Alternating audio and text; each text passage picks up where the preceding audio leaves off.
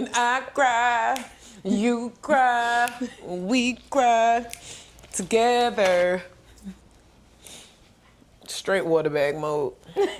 Straight water bag mode.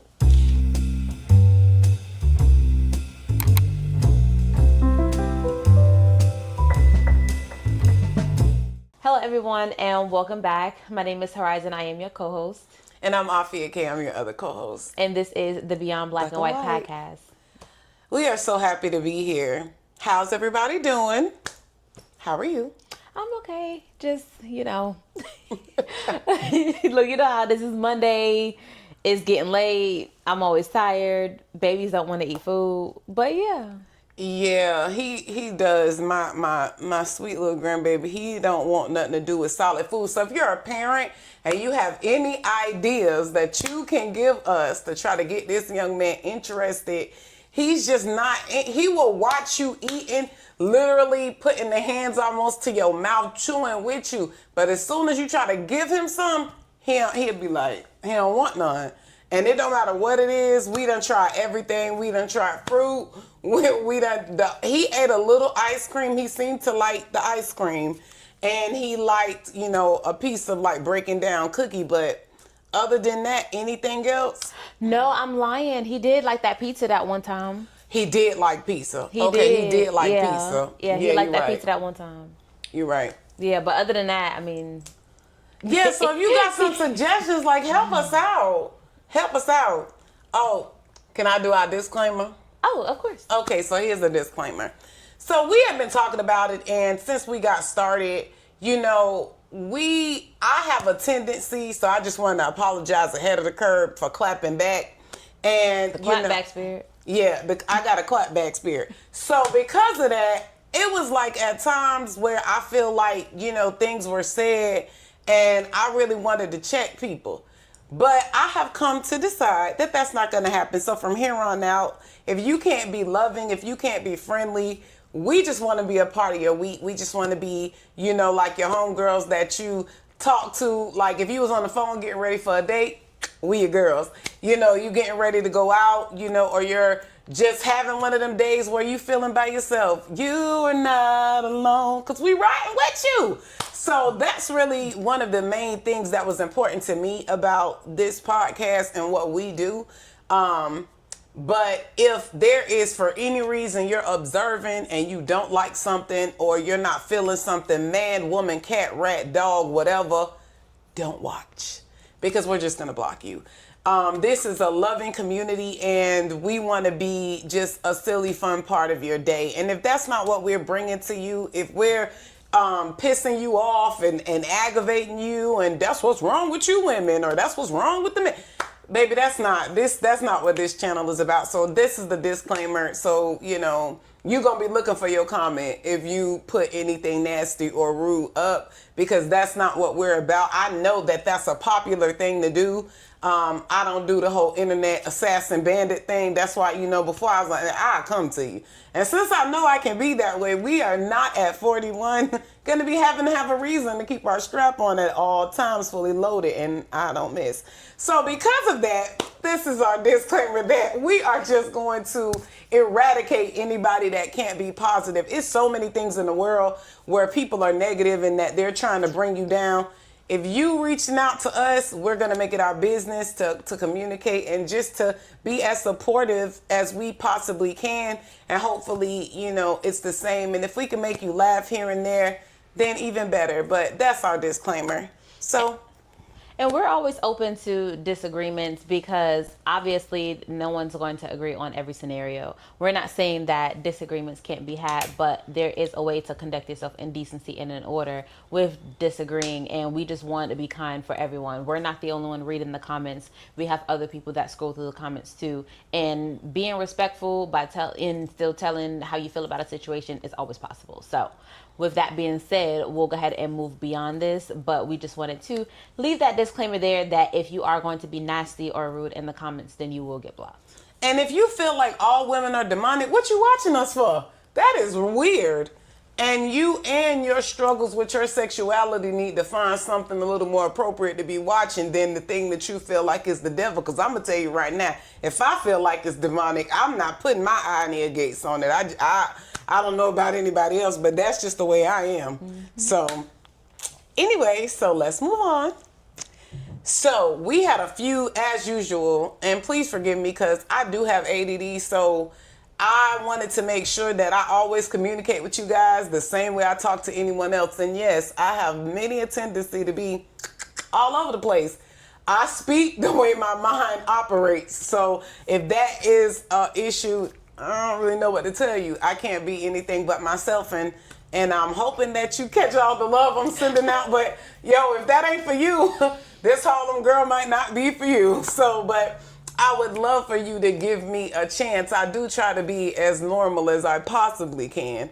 Oh, and we did do our first skit because I'm a writer and I write plays and poetry and things like that, and music, every style. So some of my song ideas will be putting them up too. I am not a singer, so don't be gearing yourself up to have your American Idol moment where you judging how bad I sound, because I am not a singer. I'm giving you the song ideas. It's the ideas. Because I want you all to, if you know anyone that really can sing or anything like that, just tag me in it, because I would just love to hear somebody that's talented do some of the song ideas, because it would mean a lot to me. So I just wanted to put that out there. Hopefully you all are having a really good week starting out so far. How's yours starting out? It's starting out pretty good. It is? Because I know you be a little more tired on Mondays. I'm tired every day, honestly. Don't speak that. I'm mad every day. Don't speak that. Anybody with a little baby at home know what I'm talking about. Yeah, so. He do be up. He do be up. So how was yours? It was good. I was tired somewhat this week too, but I was really excited once we got all the things done with the skit. Yeah. Because we done our first skit. If you think it's lame, leave me alone. I have so many ideas, and she blesses me with assisting me, and helping me with anything I want to do. Everyone should be so blessed as to have somebody that, will stick beside you when you are doing different things and having different ideas. And she is so smart, and she always thinks of things that like I don't be thinking about, or I just don't know how it works sometimes. Like I'm thinking about the bottom line, and she like, it steps in between. So she's always my help. And I'm just so grateful to God for that, because sometimes I don't know exactly like how I want to do something, and she'll always ask questions that kind of keep me focused. I'm like, everybody need one of her, but get your own. But yeah, everybody need one. Everybody need one. But let's get started. So we had a few different ideas about things that we, of course, wanted to talk about, and so we're gonna. Matter of fact, you do the first question. We want to start with questions? Yeah, let's do the question first. Oh, okay. Well, we did get some questions from our audience. We finally got a few in our DMs. We did pick 2 of the questions to ask, and we'll start with one of them. The first question was, what is something you wish you had known before becoming a wife and or mother? But we're both mothers. We're both mothers, and I'm currently married, and she's been married before. So I'll let you go ahead and start off. And I'll be married again. But so one of the most important things. Oh, and please feel free to give me the heads up on something that you've learned as well, or something that you wish you that had have known before you became a wife and a mother. Mm-hmm. I think that for myself, something I really wish that and I always feel like that the older generation, because I'm one of them people love hanging out with old people. And I'm old inside. I still am an Al Green, Luther Vandross, dramatics, Delphonics girl. So, Toni Braxton, Keith Sweat, don't sleep on her. But one of the main things that I wish that they would have kind of given me the heads up on is what I would call the real stuff before I got married. Mm-hmm. Because a lot of times somebody will come to you and be like, oh, I want to get married. And the first thing, even in old movies, they be like, I love him. But and we're always watching it young because you haven't had any experience, and you like, why they giving them a hard time? Like, they love each other, and they're asking like, where y'all gonna live? You know, how you gonna pay your bills? You know, how, you know, now I wish I would have asked things more so about like how my partner handles conflict, about how he navigates when he's feeling neglected or down in any way. Because when I was married, that was honestly, but that was honestly one of the things that got on my nerves, because it felt like at times I was like running behind him, just trying to get his face up off the ground. And it would always really be stuff that didn't have nothing to do with me. And I just feel like, had I known before we ended up in the relationship, the areas that he did not get when it comes to communication, love, nurturing, learning how to say to someone, like, it took us like almost a 10-year radius just to get him to admit nothing is wrong. Like, if I'm like, what's the matter with you? Nothing. But you've been looking pissed off and irritated all day. What's wrong? So I had to get, and I did this with our boys too. I don't let nobody tell me if you're looking sad or down. You gotta just tell me I don't want to talk about it. I don't, like, I'm real big on you being honest. You don't gotta say what it is. I'm not one of those women that feel like I need to know whatever you got going. Like, no, because I feel like everybody have times that they might want to be alone, or that they might be thinking about something that has them down. But just be like, you know, I don't really want to talk about it. But saying nothing drives me crazy. So it's just like, just be like, I don't really want to talk about it. Or we got to the point, thank God, you know, that he sent us people we could talk to openly. But when I got married, thank God, we did have leaders that we could go to openly. And pretty much he got where he'll be like, you know, sometimes he really just didn't know, you know, and that's okay. And that's something that I wish that I would have known earlier, that I don't need to try to fix everything. Because I'm a very nurturing person. And I feel like I do have a tendency to constantly be trying to, and not just, you know, in my life, but definitely in my marriage, it was always where I was like, well, what's the matter? Well, you know, my ex unfortunately had a parent that did not seem to care about him at all. Like, he's dad perfectly fine, granddad perfectly fine, but they don't ever call him, they never checked on him, they don't care. Even when younger, he was more raised by the dad's mom, but the dad and he would just always act like he didn't care nothing about, I don't care. And I'm like, baby, you care. Right. You know, and so we would, as we began to have children, the reason that stuff was so important is because I could see that at times he would just neglect our kid. Like, just have them times where he's recluse, and I'm like, well, our baby wants your attention. Our baby wants, you know, your time, and he's having a moment where he couldn't. So of course I would, you know, just spend more time and take up the slack. But I feel like I wish I would have known that I don't have to always try to fix it, because I think that got kind of frustrating. I don't really know about like other women, but I know that sometimes men just like, hey, just leave it alone. But if you just said to me, you know, hey, I just need a minute, or I would do that. But if you've been looking sad, because this would happen, you know, 2 and 3 hours, it would be, how can I say I love you and I'm not trying to find out what got your heart hurting to the point that you're looking sad or down and out? Like, how can I help? Right. So I learned to kind of be like, is there something I can do? You know, is it this? But just don't say it's nothing if you're down. So I really wish I would have known I don't have to fix it. What did you feel like you wish you would have known?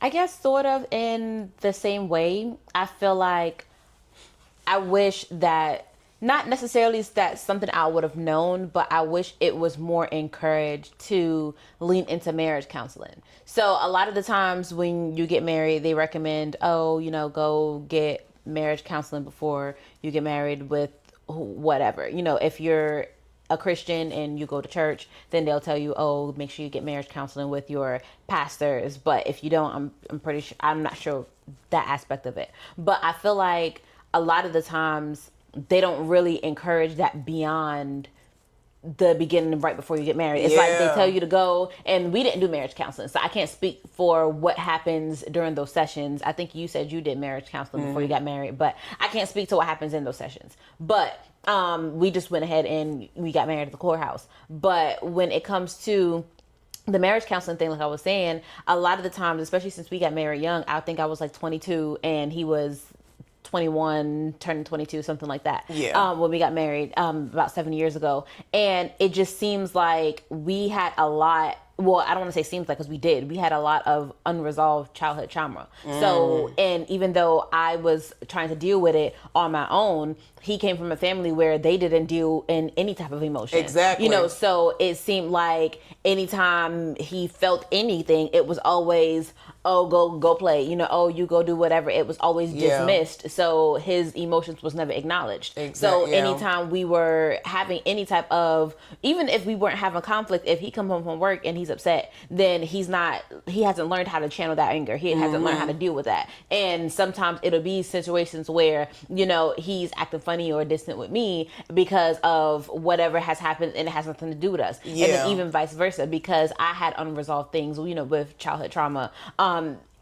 There was no way for me to communicate, or at least communicate effectively, what was really going on. You know, things would be happening, or, you know, even, you know, intimacy wise. And it's like now things are coming up from when I was young that I didn't even realize was there. And it's like, okay, well, and especially, you know, not to get TMI, but even if somebody could be like, oh, well, you've had sex with people before, you know, outside of your husband. So how is it now that in this relationship, now it's coming up? Okay, but it's a certain type of safety, and, you know, it's a difference in this relationship. You know, get naked around who you're comfortable with. Exactly. So it come up. Right, exactly. So yeah, you may have been with another person before, but now it's a certain type of sanctity that's in this type of intimacy that you're having with your husband, and now these things are coming back up. You're dealing with, you know, stuff that you didn't even know was there. You know, so now we're still there. Exactly. So you're trying to explain this to him. He's not understanding. You, first of all, you don't even know that's what it is. You know, so, and that's just one of the aspects of things. You know, I was one of those kids. A lot of people used to always say, well, oh, you got an attitude. You know, oh, you just angry, you just whatever. But nobody was considering the things that made me that way. You know, so it was easy to look at, you know, a young girl and be like,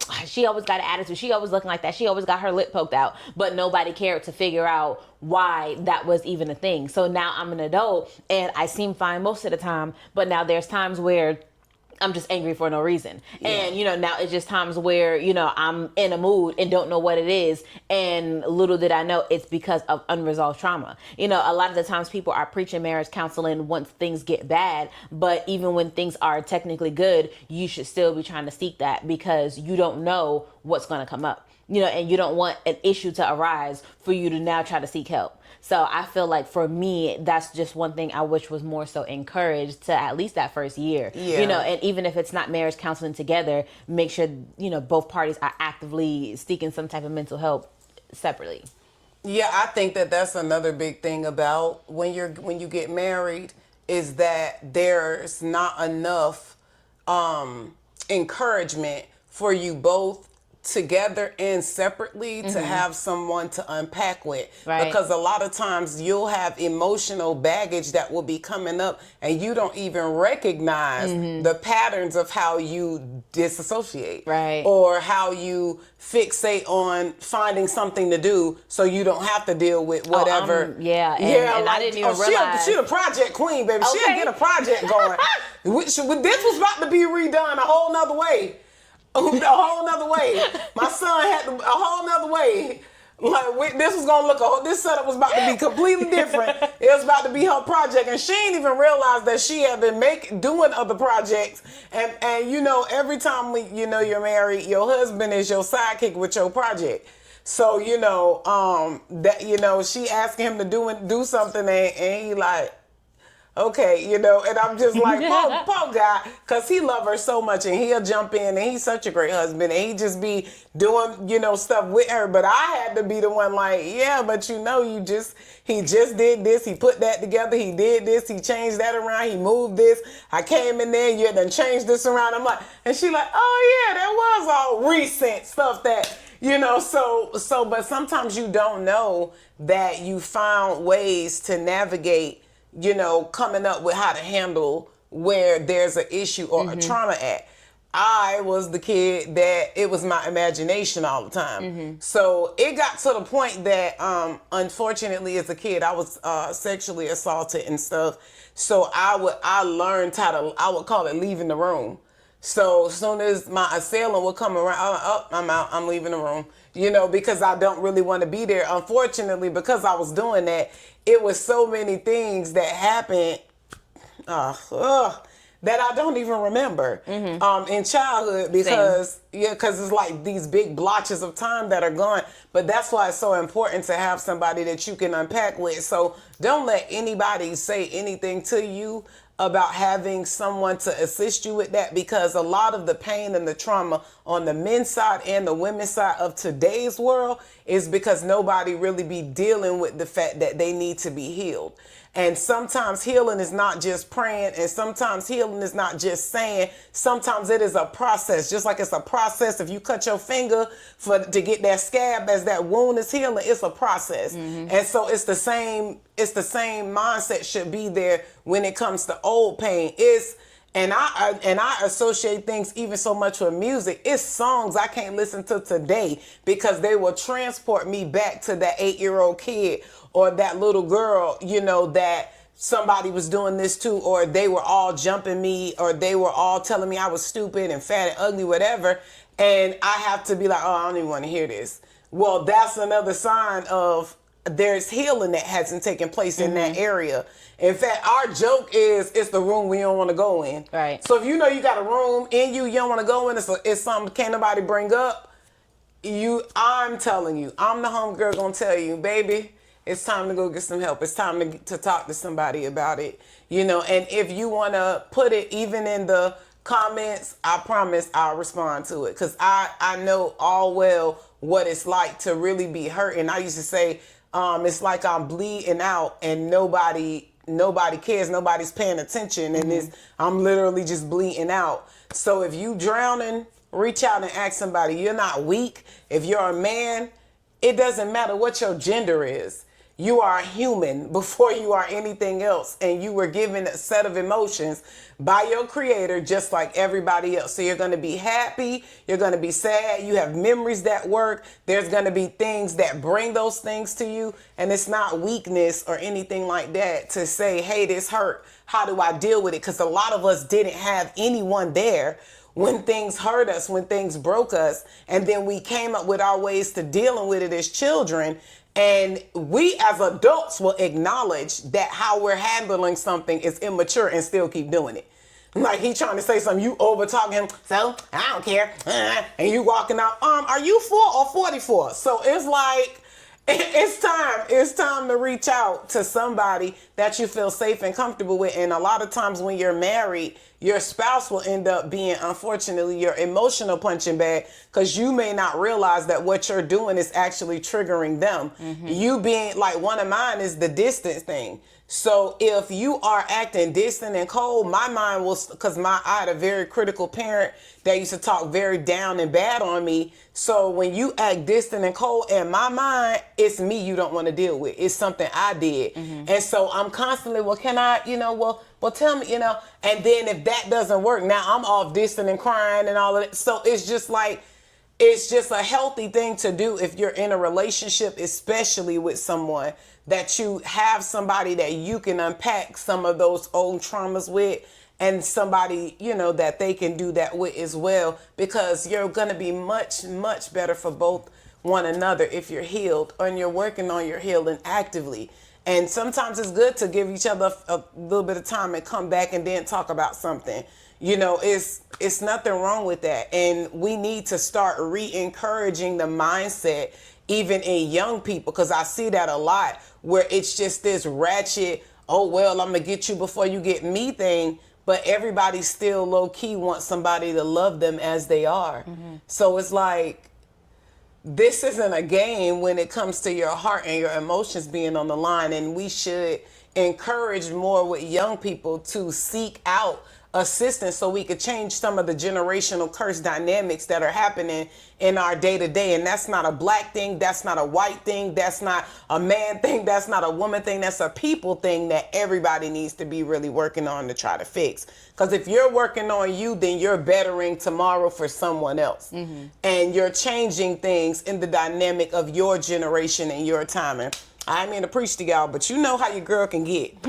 So, but go ahead, we can move on. You want to go to the next question? Yeah, we'll go to the last question.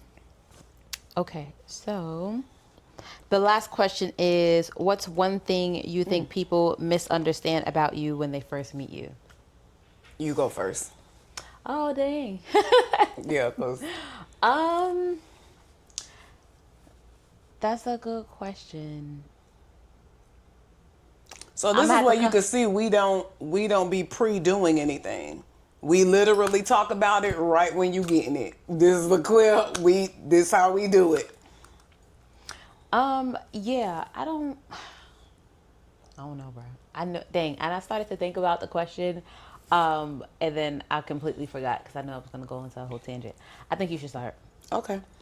Something that I feel like people misunderstand about me is that I am an extreme introvert that seems like I'm an extrovert. Because if I'm out around people, I can literally seem like the life of the situation.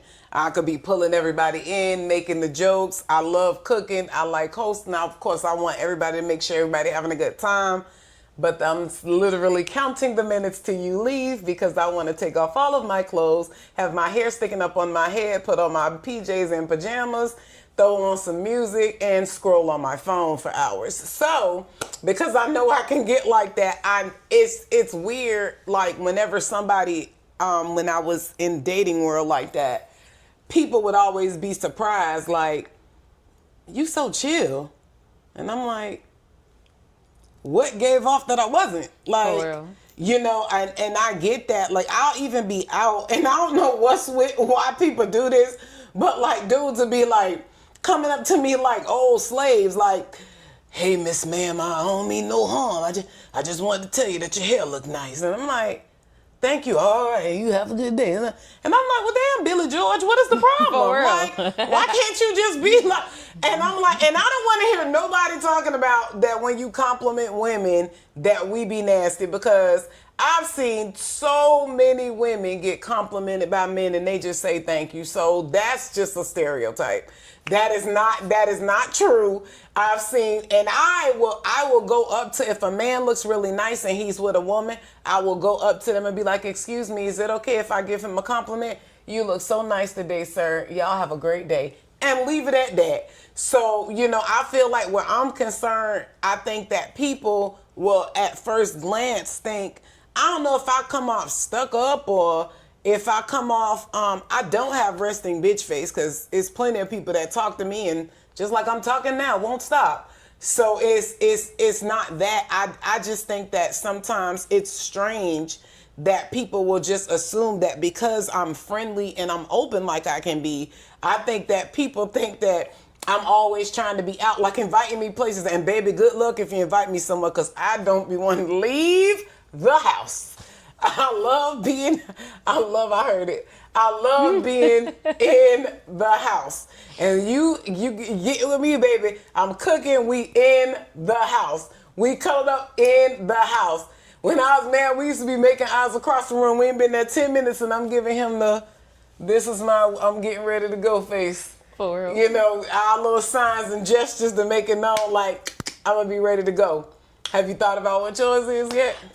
Not really, but I mean, it is something sort of, I guess, that relates to the question. Okay. And I wouldn't necessarily say, oh, when people intentionally meet me, because at this point, it's like, I haven't met new people in so long since I work from home. But I feel like when people meet us, they automatically make a preconceived notion about us. What the relationship dynamic is. Yeah. And I would say the same thing. Like when people meet us and when people meet my husband and I, they make the same assumption that they make about us, they do about him. And so and we'll use us at first. So when people meet us, they automatically feel like you're the dominant personality, which means, and because I'm so timid for the most part, they just assume like, okay, well, she makes all, she called the shots, she makes all the decisions, and the little one just follows after her and does whatever. And it's like they don't realize that I have a brain of my own. So it's like they'll be talking to me, and then they'll be like, yeah, you got to make sure that after a while, that relationship, you're gonna have to let that go. Okay, well, yeah, because you're gonna have to make sure you start learning how to make your own decisions. Yeah, you're gonna make sure, you need to make sure that you get your own. And it's just like, and I'm just looking like, what makes you think that I don't have a brain in my head? Weakling walking around, and I'm just the dominant. Sit your ass down. Exactly. Girl, yeah, she is not. She ain't nobody punk. So you better catch her. And then the crazy part is they'll take that same assumption and then put it on me and my husband, because now in this situation, they assume because I'm, especially if I get to talking, I'm naturally loud. I'm from New York. My whole family, it just sounds like we screaming at each other. She's silly as can be. We just sound like we screaming at each other. We really just having a conversation. We talking about, nah, I even remember that one time. And nobody's angry, but we're just naturally loud. And my husband, he's quiet, low key. Right, exactly. He's super low key. Now, of course, once he get comfortable, you'll start seeing more so of his personality. Absolutely. But for the most part, it's like that when you and I are out, and when him, it's like I become more so like kind of loud and whatever, because I typically warm up a little quicker than he does. And the same thing with this situation. So, and they'll kind of make comments to me like, yeah, and you got to make sure that you submitting. Oh yeah, people do say that. Exactly. You can't be making all the decisions, and it's just like, one thing about my husband, you can't tell him what to do. That's what be funny about people thinking that you can't tell her, and she can attest. She can attest to how often I am always like, well, how did you feel? Well, did you make sure that you made it known what you wanted? That's from day one. Exactly. I pushed that through, which it was an issue when initially in the beginning, because I'm just about to go back to that. Go ahead. Because and a lot of you are probably trying to figure out what exactly is our relationship dynamic, because obviously, she doesn't look significantly older than I am, and we both sort of look the same age, in my opinion. So, but we are, of course, related. So we call each other mother and daughter, but we're first cousins. We're second cousins. Mm-hmm. But we're always going to be, mom and daughter to each other because of how our relationship ended up getting started. So we met, she came into my life when I was about maybe 12, but really for real when I was about 14. So I was living with my dad at this point, and it was some, things going on in my childhood, and my dad didn't like the kind of people that I had around me. He didn't like the examples that I had as far as, a woman and a lady, and he felt like I was going down the wrong path, which he was right, and to a fault. He was right about how he felt like I was going to turn out, and he wanted somebody that exemplified ladiness. For what? I'm such a lady. Ladiness is not even a word. What would you? Lady-like characteristics. Let's just put it that way. Yeah, because I'm low key. Yeah. So so her and her mom, they kind of took me in for the most part, and the rest is history. But when she first came into my life, I was one of those people that, even though I had my own opinions, I never voiced it because I never felt like I was going to be heard. Anything that I said was always, oh well, she's lying, she's trying to manipulate, she really has an ulterior motive. Yep. And anybody that knows me for real knows that I cannot lie. So it's just horrible liar.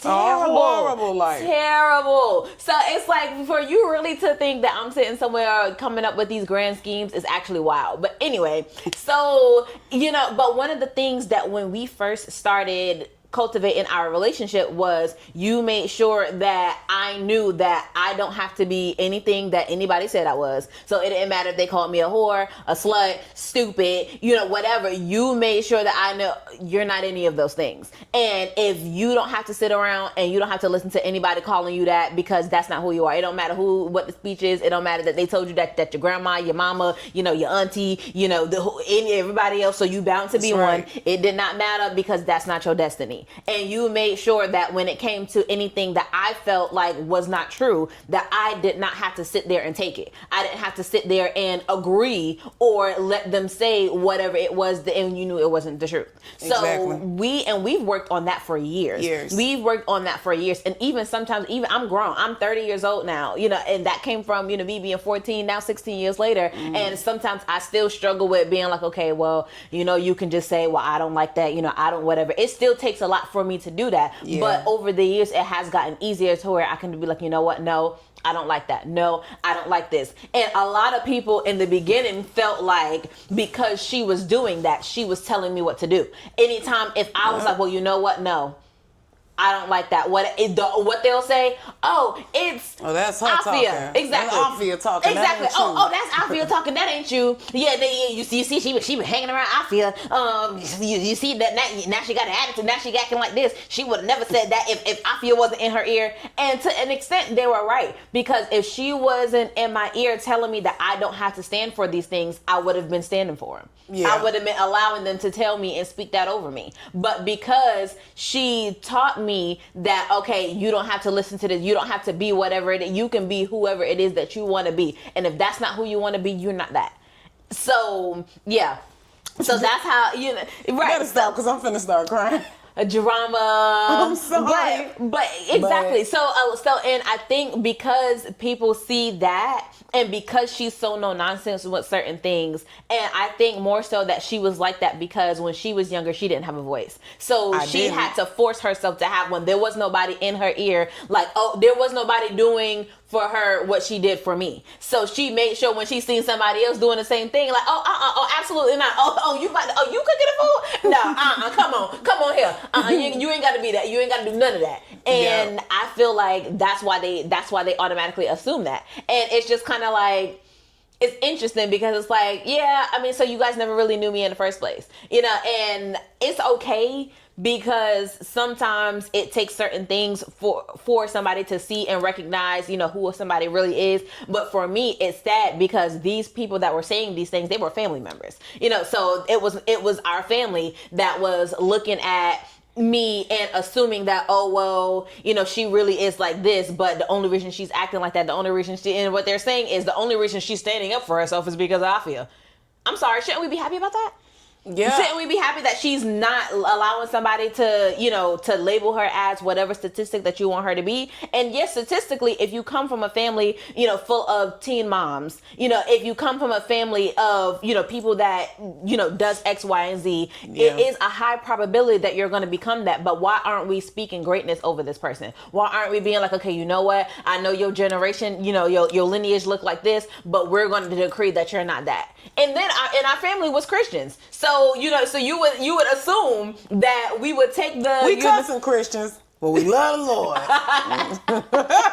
So you would assume that we'll we would fight be on you now too. We'll fight you. We'll fight you now. Yeah. So it was very interesting. But not to go into a whole family genealogy. But yeah, I feel like that's a very big assumption that a lot of people make when they meet the relationships that I have, when they meet us, and then when they meet me and my husband, and then and heaven help if they meet all of us together, because they really on some, well, she's telling both of them what to do. She's telling the little one how to do this, and the little one is bossing around this one, and it's just like, the wildest things in our family, and I'm sorry for getting emotional, the wildest things in our family that I've heard concerning me was just mind-boggling. But I realized, I'm like, well, people, they're talking about you and making up stuff because you don't tell them your business. Right. So when you're not getting let in, you just gonna make up whatever you want to make up and make it be whatever you want it to be.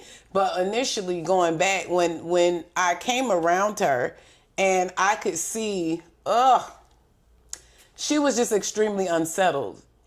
And so I knew, and I just mean that she was kind of like, back in the day, we used to call it having ants in your pants. Like, anytime, everything was a reason to hop up and be doing stuff, and like, she was just all over the place. And I was like, that's interesting. Like, what's going on? That it almost seemed like she was not comfortable settling down. Mm-hmm. And so when somebody's constantly finding something to do, and I knew that meant, okay, well, she obviously don't feel safe, because when you're secure, you chill out. Oh wait, and just to pivot, and their favorite thing was, oh, she's doing all that because she wants to be seen. Oh yeah, that was another one. Everything was to be seen and wanting attention, and I was like, well, no. Sometimes people have anxietal reactions to feeling uneasy or uncomfortable. They're not hopping up and moving around and cleaning up and changing the dog and taking out the dog and doing the dishes because they want y'all all to look at them. Because I've had people try to say things like that when I was in high school, not about the being seen, but like that when we're talking about something, I always come up with something to say to direct the attention to me, and I'm like, y'all asked me my opinion. What are we?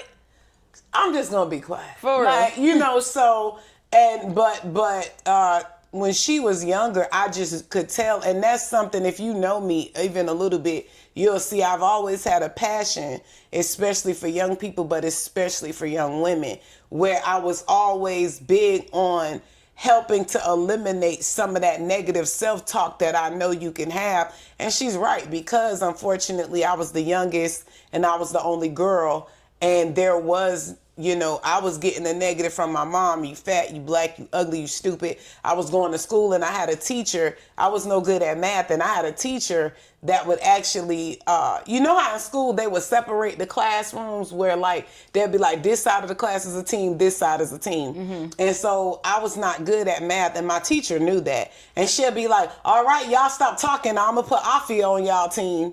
And then when I would get up there and be struggling with the math problem, she would be calling me stupid. And if I would start crying, this third grade, mind you, Martin Luther King Elementary, if I would start crying, she would sit my desk outside the class. And I was real big. So, see, I'm still, but I was real big. And it was those desks where you got to slide in.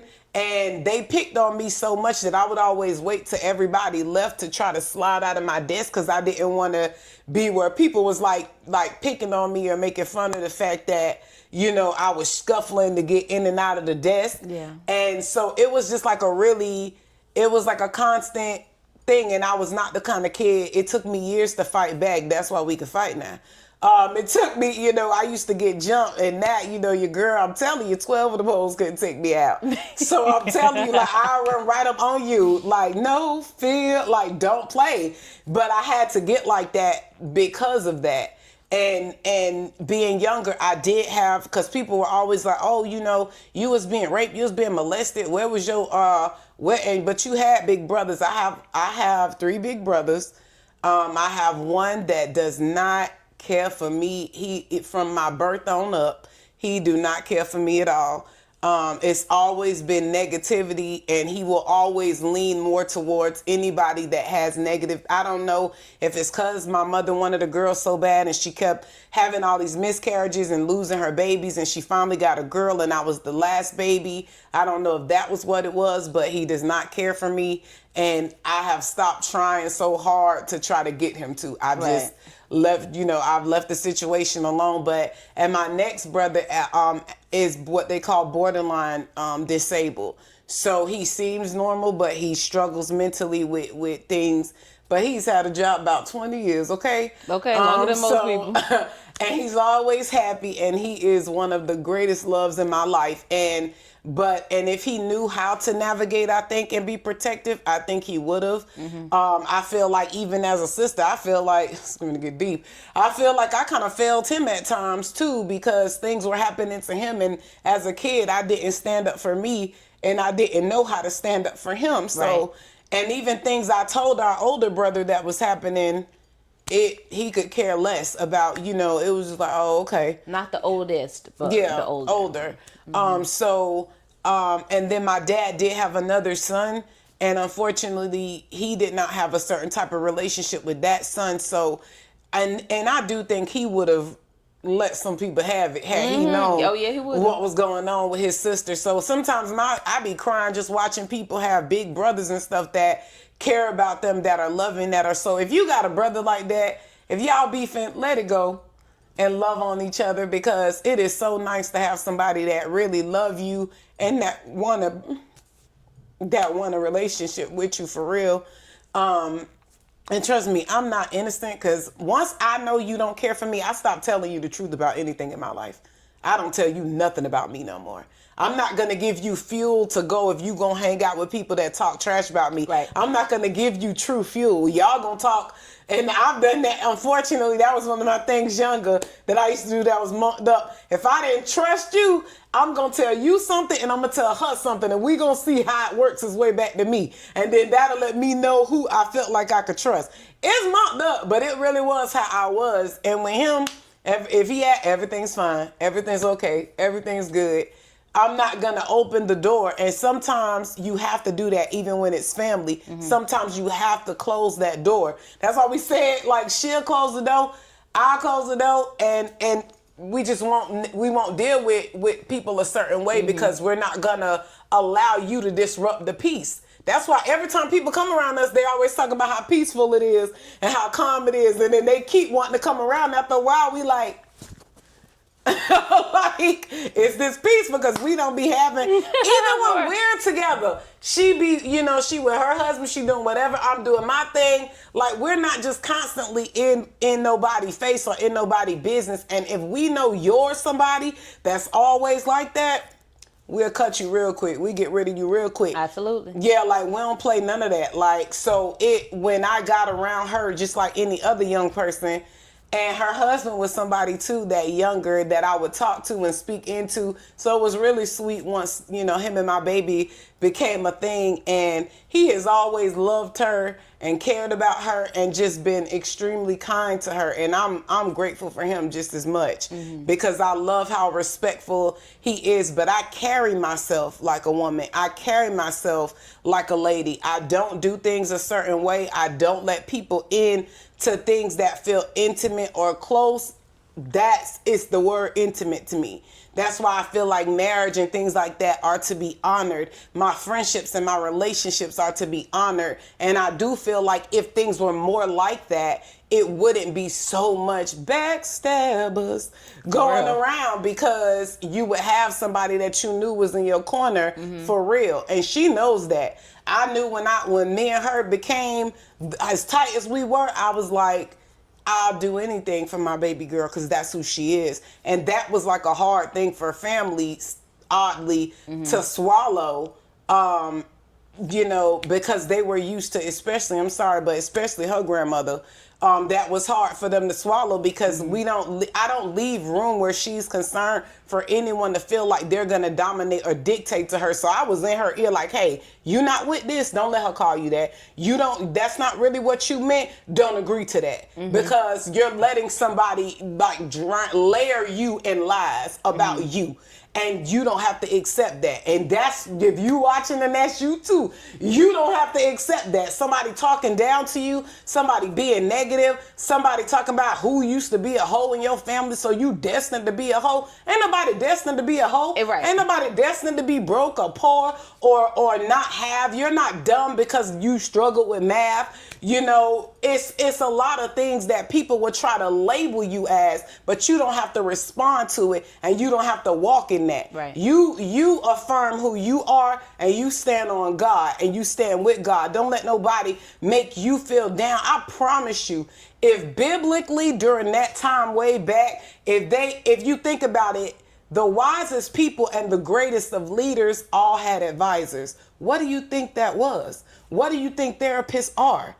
What do you think that is? They had other people who were intelligent in mm-hmm. different areas advising them. Mm-hmm. And in that guidance, that's what got them to greatness. So that was my idea with her, and with anybody young, is I'm going to pour into you. Hey, stand firm in who you are. Don't let nobody talk down. Don't let nobody speak this over you. You're a lady, you're a woman, you're a wife.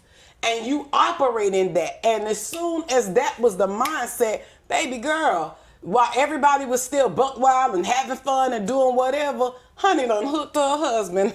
Holla at me. So I'm just saying, okay. I ain't, trying to pop my little right, collar, usually but I don't do this. For real, I'm just, so, that's always been how it is, and that's how I am with everything. I'm just not somebody that's big on letting random people in on my private or personal business. Mm-hmm. unless it's a testimony or something that I'm the one that want to put it out. But you don't gotta be who nobody was or no mistake you made. Today a new day, then be great in today and forget whatever yesterday was, okay? So don't get me going now, because you see I could take it there. For real, but yeah, very, very, very interesting stuff. So, and of course, this is beyond black and white, which means we'll talk about everything, of course, within reason. But, you'll hear more family stories, more family drama, because there's always some drama to be spewed, especially at least where we're concerned. So we're not putting nobody else's business out there because we're not in nobody else's business. Yeah, I'll tell one myself. Okay, exactly. So I'll tell them myself. But I know you did have some stuff that you want to discuss with the people today. So let's go ahead and jump into that. I know we did start off with some personal questions that you guys asked, and thank you for sending those in. Yeah. Okay, so one of the things that I wanted to ask about, and if you don't mind, if you could just put it in the comments because I want to read it, because I'm like that. I wanted to know what was something that you did that even now is difficult for you to tell your parents that you did when you was younger. I had an embarrassing moment. I told her about this. I had an embarrassing moment with me, and I'm just gonna say, make sure if you popping off that your phone is off. Because I was in the store, my mother sent me to get orange juice or something for her, and my ex-husband and I was in the store. We couldn't find it. At this time, I used to be smoking weed, drinking, and we was just ready to get to the party. Like, let's hurry up and get what we getting for her so we could get to us. Like, let's do this. And at the time, that was my ride out partner. I don't care what you say. You not in love. If you drinking, smoking stuff and your partner ain't your favorite person to do it with, you ain't with who you should be with. Okay. Because that's your ride out and your have fun should be with your partner. Something is weird if that ain't your best friend. Just saying, you don't got to want to do every single thing with somebody, but come on now. So we in the store and we cannot find this juice. And so my mother called because we had been gone so long. And she like, what's taking y'all so long? And I was like, well, we trying to find da-da-da-da. And I was like, I got off the phone with her, I thought. So as soon as I thought, I got off the phone with her and I saw my ex, I was like, yeah, man, I was like, we all on the phone. I got to be hearing, I'm so sick of this motherfucking I don't want to hear this and I'm popping all the way off. So then I just heard, after a while, I just heard my mom be like, what motherfucking like you tired of? And I was like,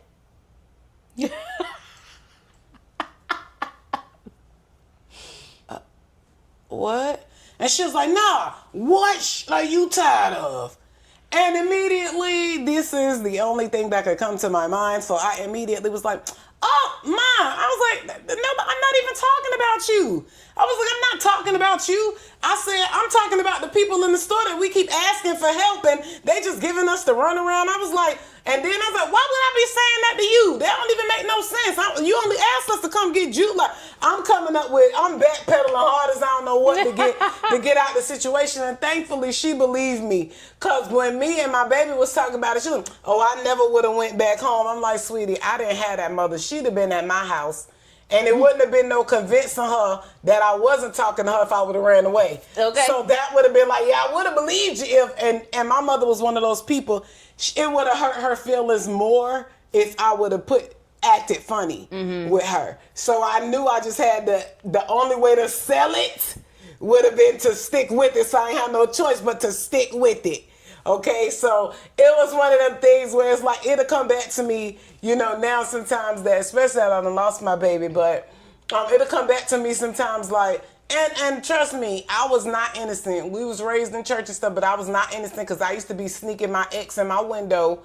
Thankfully, he's the only man I ever did that with, but I used to be sneaking him in the window at our house. And then he started gaining weight and one time he was trying to go back out the window and I done went in there to try to decoy my parents, so I'm standing in there talking and you just all this scuffling and falling and banging and booming and talking. I'm standing there like, to where me and my parents just stopped talking. It was like, and then the worst part, once he finally got out the window, his stupid behind, he gonna walk, and so after a while you just saw him walking past their window slow As I don't, and I was just like, this stupid nigga. Bro.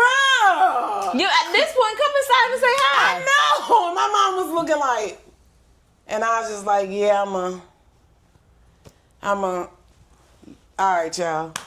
But yeah, that was, Girl, see, yeah. and it's funny because I was telling her when she told me that story, I was like, yeah, I don't care how guilty I look, I am avoiding, because I'm not a confrontation person. I told you about that time when me and my husband was about to get married. So my husband and I, we dated previously, like 2 years prior before we got married. We dated for a couple of months, and then we ended up breaking up. So we ended up getting back together, but when we got back together, we was talking about we were gonna be roommates, and that's a whole nother story for another time, right? So after, we done moved in, he done moved in, and we ended up getting back together, we already was on some, like, look, we wanted to get married before, when we was dating, so we might as well go ahead and get married now. And we both was like, okay, well, we don't want to, be living with each other and we're not married. That's just kind of something that we wasn't really trying to do for real. Like, we was okay, sort of, for the most part, but we was like, look, we already wanted to get married anyway. Yeah. Let's just go ahead and get married.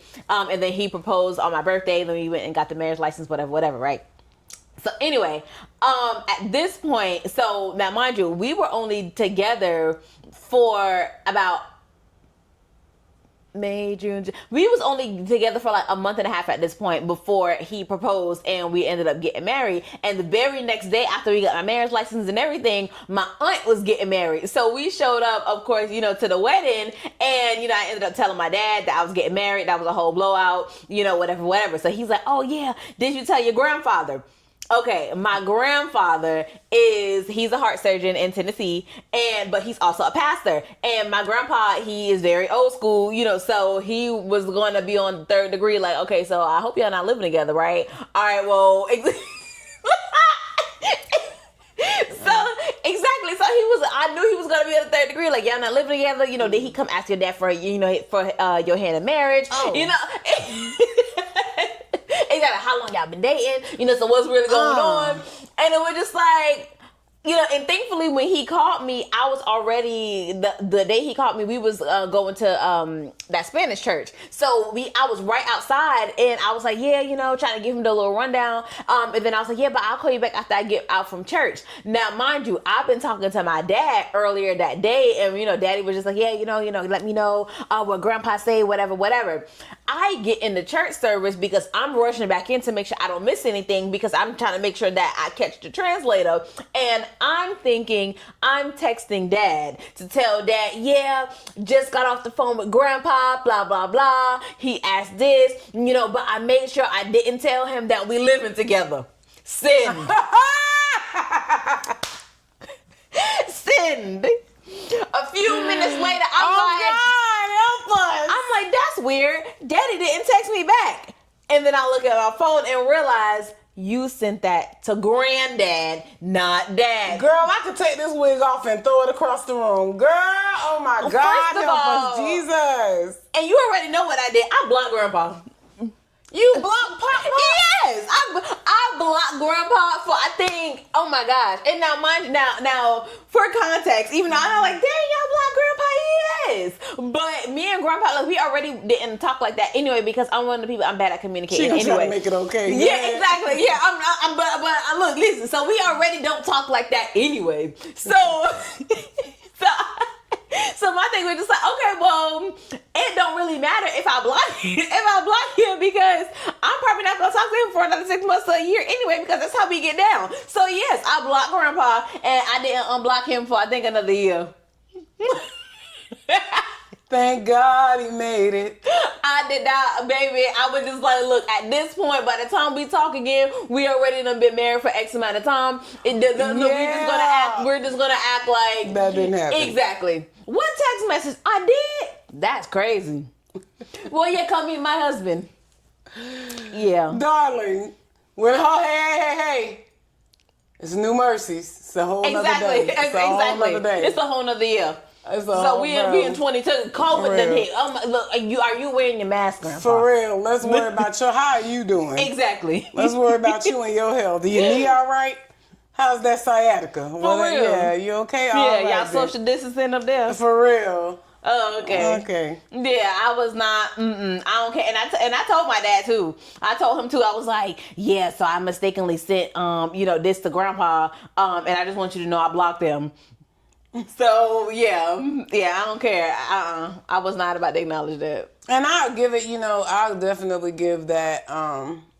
That your dad has really, really tried his best in his ways to evolve as a parent and as a person. Mm-hmm. Nobody's perfect, but I can definitely acknowledge the areas that you can definitely see a lot of growth when it comes to him, especially with you. And I could tell, I know he's really proud of you. Yeah. I know he is, and it's really cool for everybody, including you all, to get to see who she is, because we do not be fooling with people. So I promise you, it's people right now in our family that's just getting to see what our personalities are like, because we don't fool with nobody. Right. We church, home, family. That's it.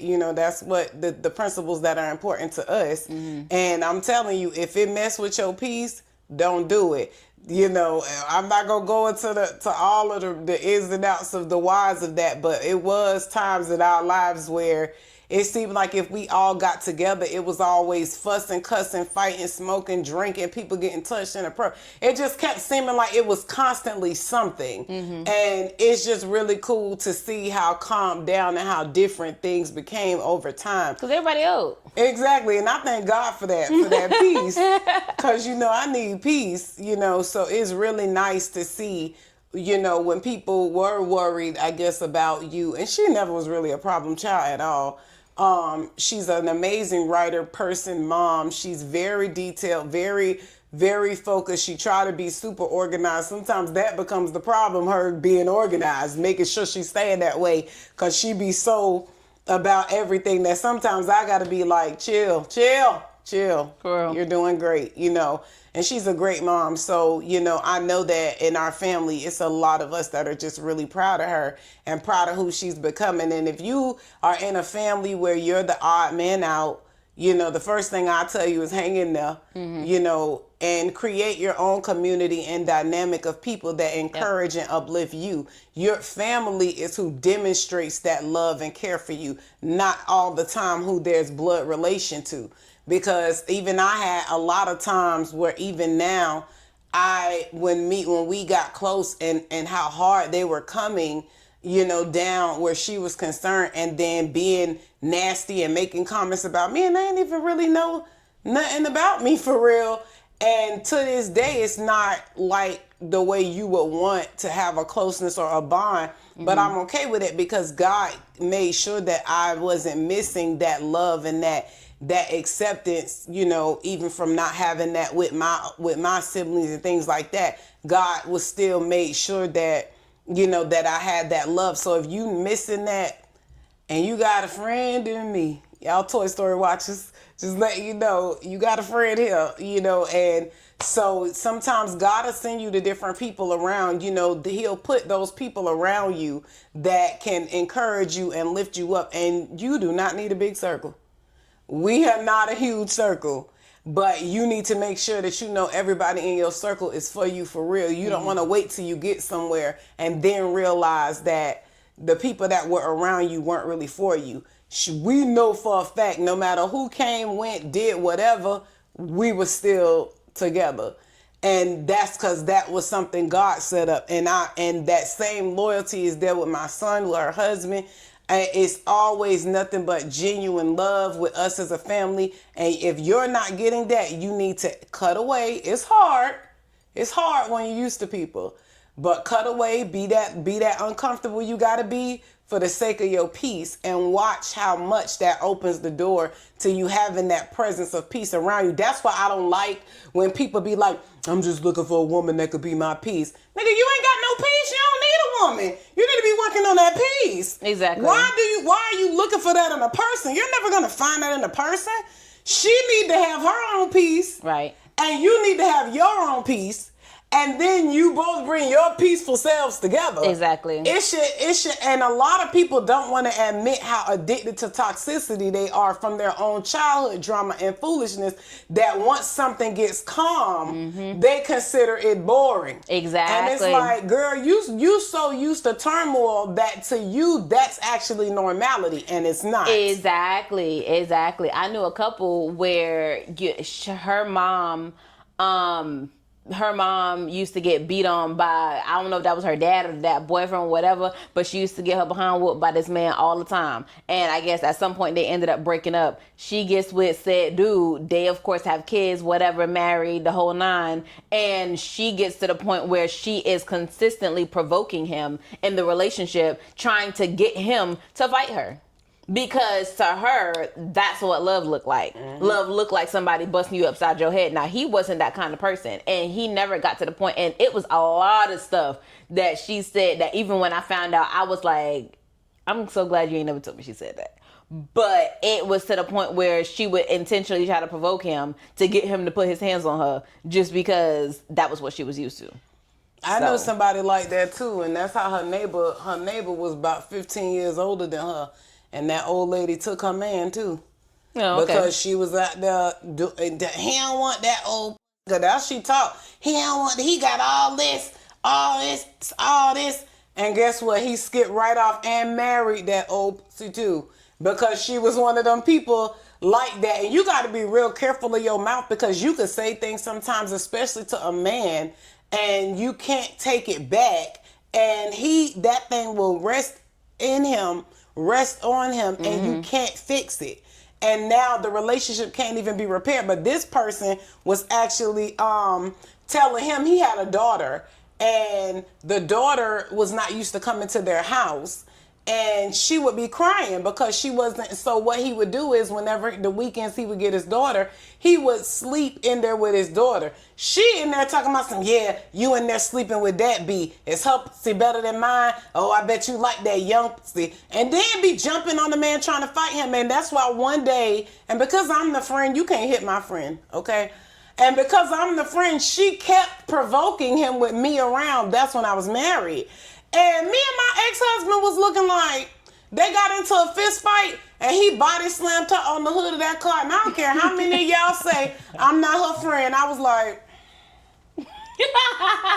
because I was like, if somebody would have said to me that I'm effing my child and how good is it and all that, I would have bust you in your face too. Exactly, absolutely. So, and then done bust a man in the head with a glass candle holder. And then thought that, and then when he slammed her, she looking at me like, you ain't gonna do nothing. No. What we about to do is what we did do. What we gonna head on out when y'all thanks for having us. And that's pretty much the type of time we was on. Sometimes you have to excuse yourself from toxicity and for the sake of your peace, which is another reason why nobody ever brought their children around like that, because it's always chaos.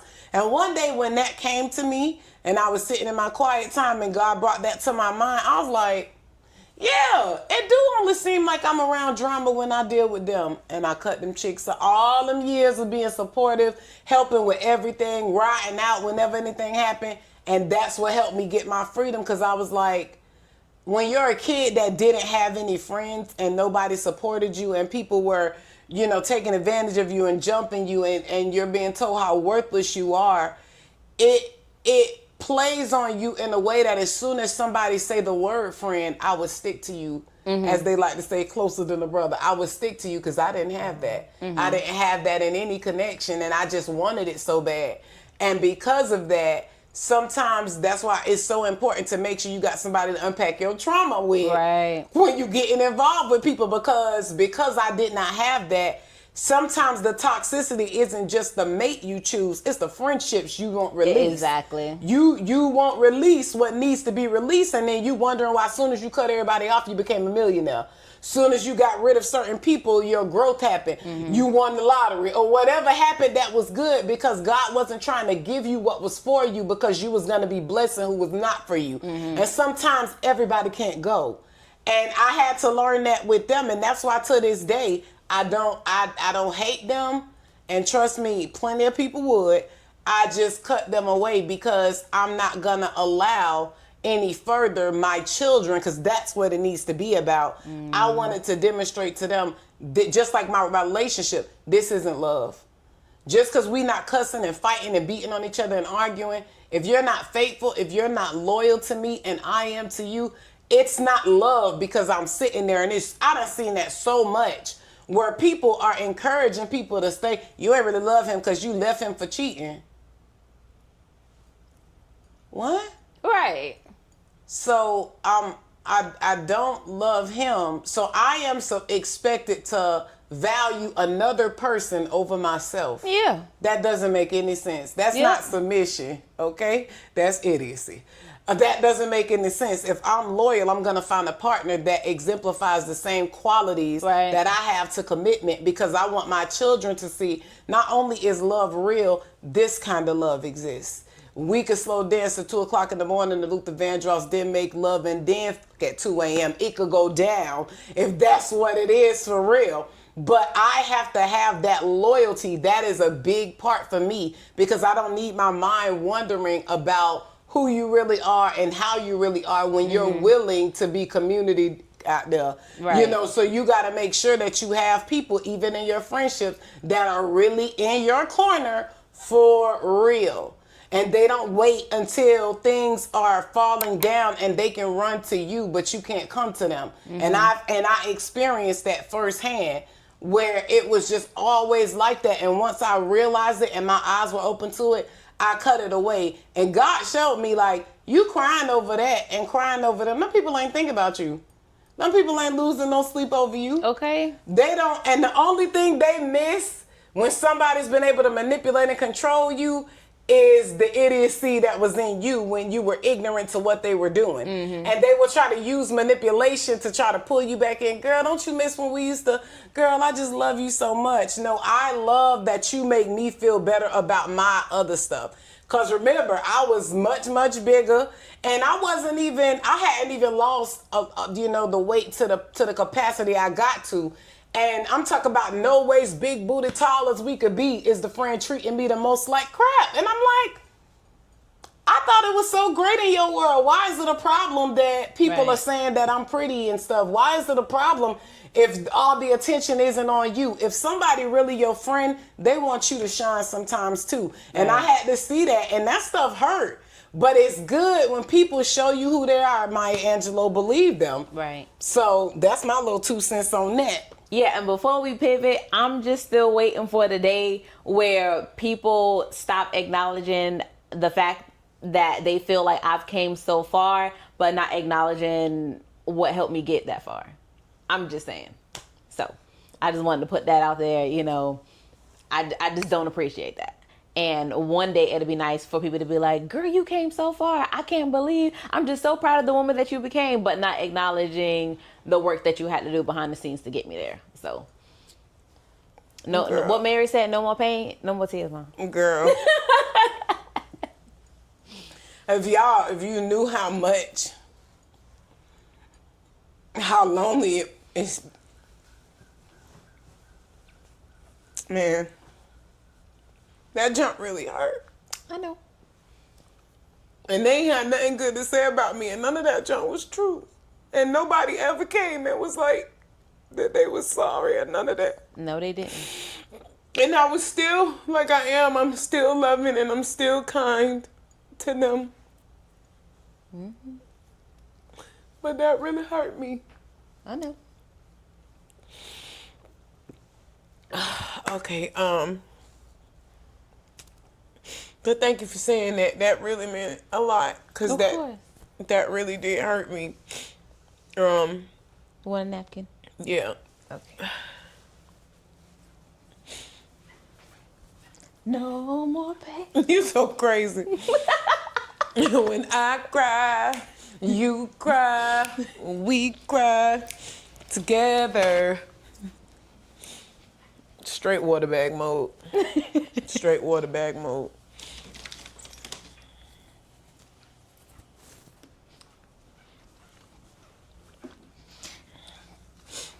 They gonna be like, how she was just crying, now she about to go in. Yep. Yep. In that order. Right. In that order. For Man, real. Mama D crazy dog. Bruh. in that order, in that order. Girl, in that please order, don't. In that order. Please don't. I'm like, how you coming out 10 years in later? that order. Man, she like 80 in that order. First of all, I was like, I hope I can juke like that when I'm 80, bro. Girl, in that my order, knees don't even in work like that. order, So in that, hey, girl, I know that ain't how my Christianity set up.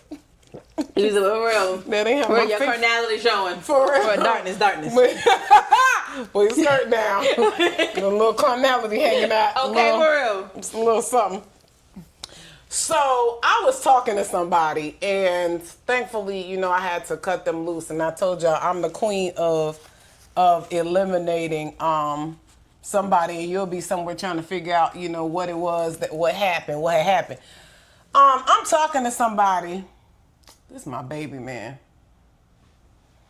I'm talking to somebody, and he pretty much, you know, it took a lot of courage for us to get started with our podcast, even though almost a 10 plus or more years back, we were gonna start our own, before podcast was a podcast thing. Video podcast. Yeah, video. Mm-hmm. We were gonna start, and then we eventually, I'm not gonna lie, it got to be where I was very uncomfortable at the idea, because I was very uncomfortable with my size and stuff. It took a lot for me to be willing to really step out, and I was ashamed still, and I was still struggling with what I thought about myself more than the things that I desired to do and write and become. But so once we got started and we got over our humps, and trust me, it might look like we're always, you know, poised and whatever, but child, we be done recorded the video and then be down for 2 days running around like, I just feel like I look like this, and you can see the fat right here, and you can. And so, just so you know, anybody that this is something you're interested in, that's the real behind the scenes, okay? Exactly. The real behind the scenes is us talking about our weight, crying about it, and then now I'm so depressed. I'm in there at 10 o'clock at night with the breast pumps attached, baking cookies, a 24 count, and eating most of them. Eating the sugar cookie like, I just want to lose weight. Exactly. Why is so hard? Why is so hard? I'm gonna get some ice cream. Okay, but yeah, exactly, so, man. Get that Haagen that salted caramel butter hey, yo, cookie. that junk go hard. Give me that brown butter. Yeah, that's not go hard. Oh yeah. So anyway, so I'm talking to someone, and they find out that we were going to start our podcast and things like that, and he's just like, oh, you know, that's great. Like, he was like seeming like he was being encouraging, but then he began to ask me questions about it, like, well, you know, once we are more solidified as far as me and you, and we're together and we're living together and things like that, I'm gonna be taking care of you, so there's not gonna be no reason for you to be doing that. And I was like, what? And he's like, yeah, you know, like basically saying it's no reason for me to do, and he called it our little show too. Mm-hmm. He said that like 2 or 3 times, like, your little show is not, and I was like, what is going on with people that don't want you to be the best version of you? Exactly. Like, that is so, and then what's crazy is now it's so many dudes that's like, oh, you know, I need a woman that she worked too. So now you can ask somebody out, and there's nothing that they should expect that should be a demonstration of affection towards them. Mm-hmm. And now the only demonstration you could give a man is laying on your back. What's he getting out of that? It's so funny that, and I said this the other day, mm-hmm. People want old love, but none of the old customs. The old love, you courted a woman, you took her to dinners, you hung out with her, you talked on the phone, y'all slow danced, y'all walked, y'all held hands. That little slow dance and a kiss was everything. And now it's like, well, he ain't getting nothing out of it. Then go home and play with your own meat. Why is it that, and then if she was this was crazy that, if she was the type of woman that on the first date laid on her back, you wouldn't want her because she don't respect herself. Yep. So which one is it? So I'm listening to him, and he's like, well, I'm a traditional man, and I'm like, and there's nothing wrong with that. But as a woman, I would never come in. What if some negative thing happened to me or my family, and it was exactly what your occupation was? And then I'm like, well, I love you, but I don't want a firefighter because y'all let my dog die. So I want you got to be something else. And he'll be like, and everybody will be like, that doesn't make any sense because that's where he was when you got there. Right. Precisely. Somebody wanting to be better is what it was before you got there, and you should be somewhere proud. It's like you want the bragging rights, but not the behind the scenes support. Mm-hmm. It's like you want to be able to be like, yeah, because my wife is a doctor. Yeah, doctors work long hours. Right. Women that's working these 10 to 12 hour shifts and then coming home, and some of them are still helping with dinner. That's why I always tell her, there's no such thing. When we discuss marriage with her and her husband, I made it clear, there's no such thing that is a job that's just hers or a job that's just yours. Mm-hmm. No, he can't breastfeed, but he's a wonderful dad. He gets up, he warm that milk, he feed the baby, he burp the baby, he put the baby to sleep. He makes sure that she's getting sleep too. And I'm like that because it's not about just the husband and wife, it's about a partnership. In a partnership, if there's an area that needs some assistance, you just assist. Right. When I got married, that was one of the things that was a big thing that I saw with my ex-husband. I never had to ask him to jump in and do anything. If he saw me sweeping, he just started mopping. If he saw me getting dressed to go somewhere, he started getting dressed. Where we going? It just was a natural thing that, okay, well, this is what we doing. Oh, then this is what we're doing. Mm-hmm. And I'm like, and it's weird that now it's like everybody's so scared of being used that nobody wants to display any areas where they're going to say, well, this is me presenting you with, this is the way I would like to honor you. Mm-hmm. When you honor someone for real and you're not trying to get nothing, they're not trying to get nothing, then it can be a genuine partnership. On dates, I always have my own money. I don't, when that was a significant time in my life, even if I agree to go out, I have my own money. I saw a video the other day where this guy was like, I took a girl out. Now, keep in mind, this dummy said, I asked the woman out. And then she told me, I just want to tell you ahead of time that I don't, that I'm celibate and I'm not sleeping with anybody. Mm-hmm. And he somehow turned that into, oh, okay, well, I'm just letting you know I'm not spending any of my money. And I was like, well, baby, you wanted a prostitute anyway. Right. You're not trying to find somebody to be with and get to know.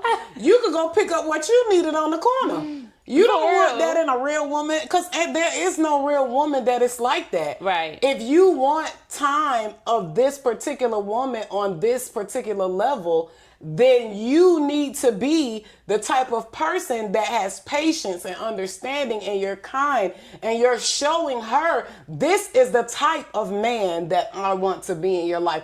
This is what I would present to your life. So even saying to somebody, well, and what you present into my life, why did you ask her out if you didn't think that was somebody that could bring anything to your life? Exactly. If she didn't have and that's what always tripped me out when I watch videos of people, whether it's a man or a woman, that's like, oh, what do you bring to the table? Why is that something that you have to ask?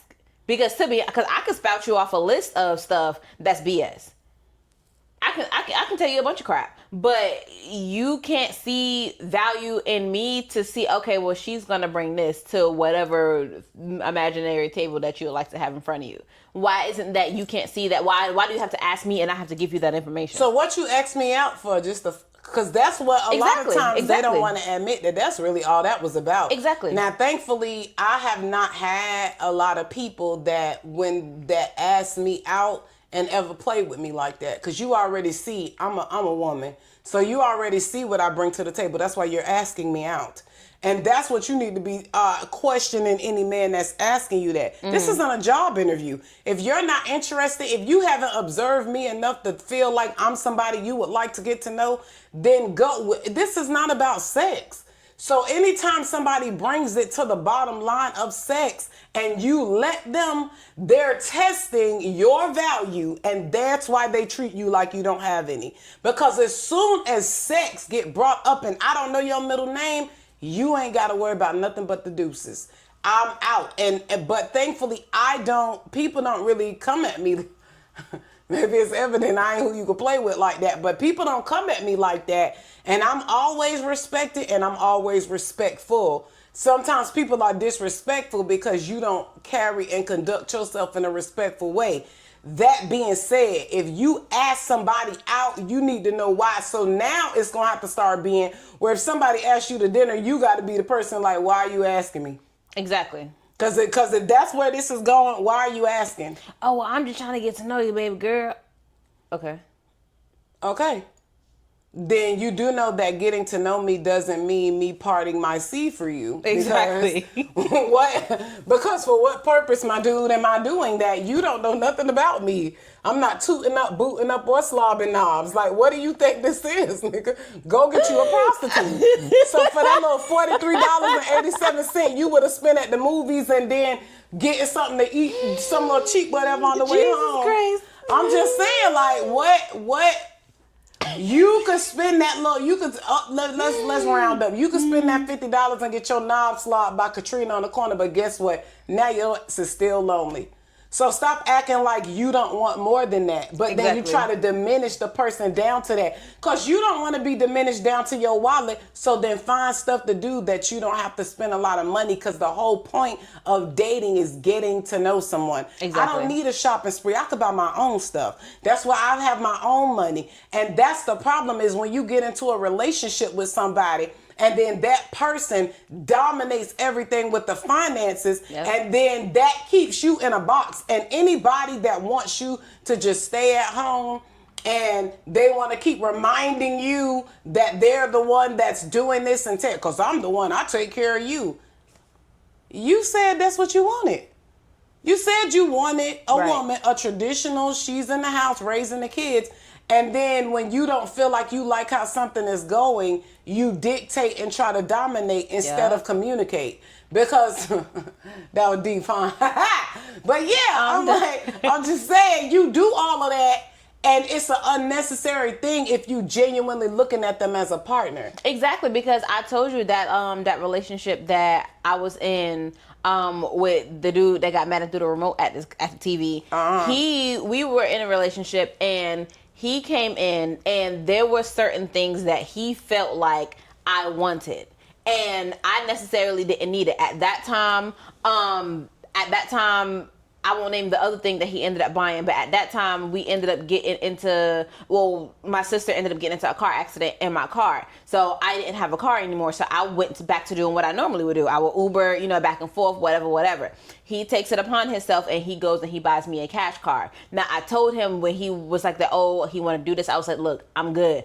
I've been, Ubering before I got this car. I can go back to Ubering now. Like, it's not an issue. I'd rather do it like this and that. We went back and forth on that for a while. He still decides he wants to go out and spend his money and buy a car. Now, what he did was he went and he put the car in my name, which I told him, I'm like, look, go ahead and put the car in yours, so if, this don't work out, whatever, you can make sure you have your stuff. That's how I raised you. Mm-hmm. Exactly. And I was just like, you can have your stuff back. It don't have to be nothing. Oh, nah, I want you to have it, Oh, okay, cool. All right, well, we get into an argument and then now it's, oh, well, you wanted a car. I brought you a car. You wanted this. I brought you this. I was like, baby, when did I ever say I wanted a car?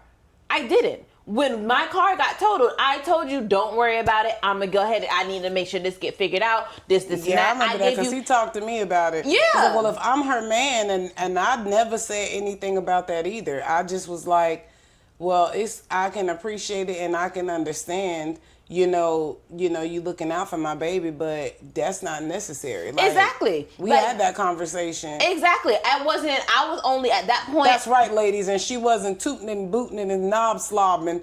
You raise her to be a young lady and she get treated like one. Just saying. I was just like, okay, this is weird because how are you in my face talking about, oh, you wanted this, I brought you this. You wanted that, I brought you that. There has never been anything that I've came to you and was like, oh, I want this, can you get me? Or I insinuated around you that this is what I wanted for you to buy it for me. We argued back and forth about the fact that I said that I didn't want you to do this.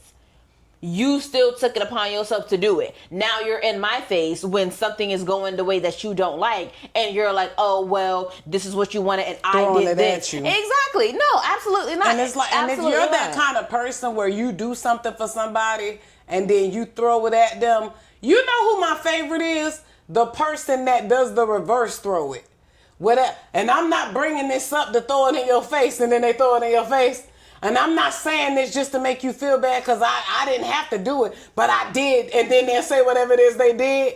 And it's like, but you're still doing the same thing. You're throwing back at me that you did something for me that I didn't even ask you to do. Right.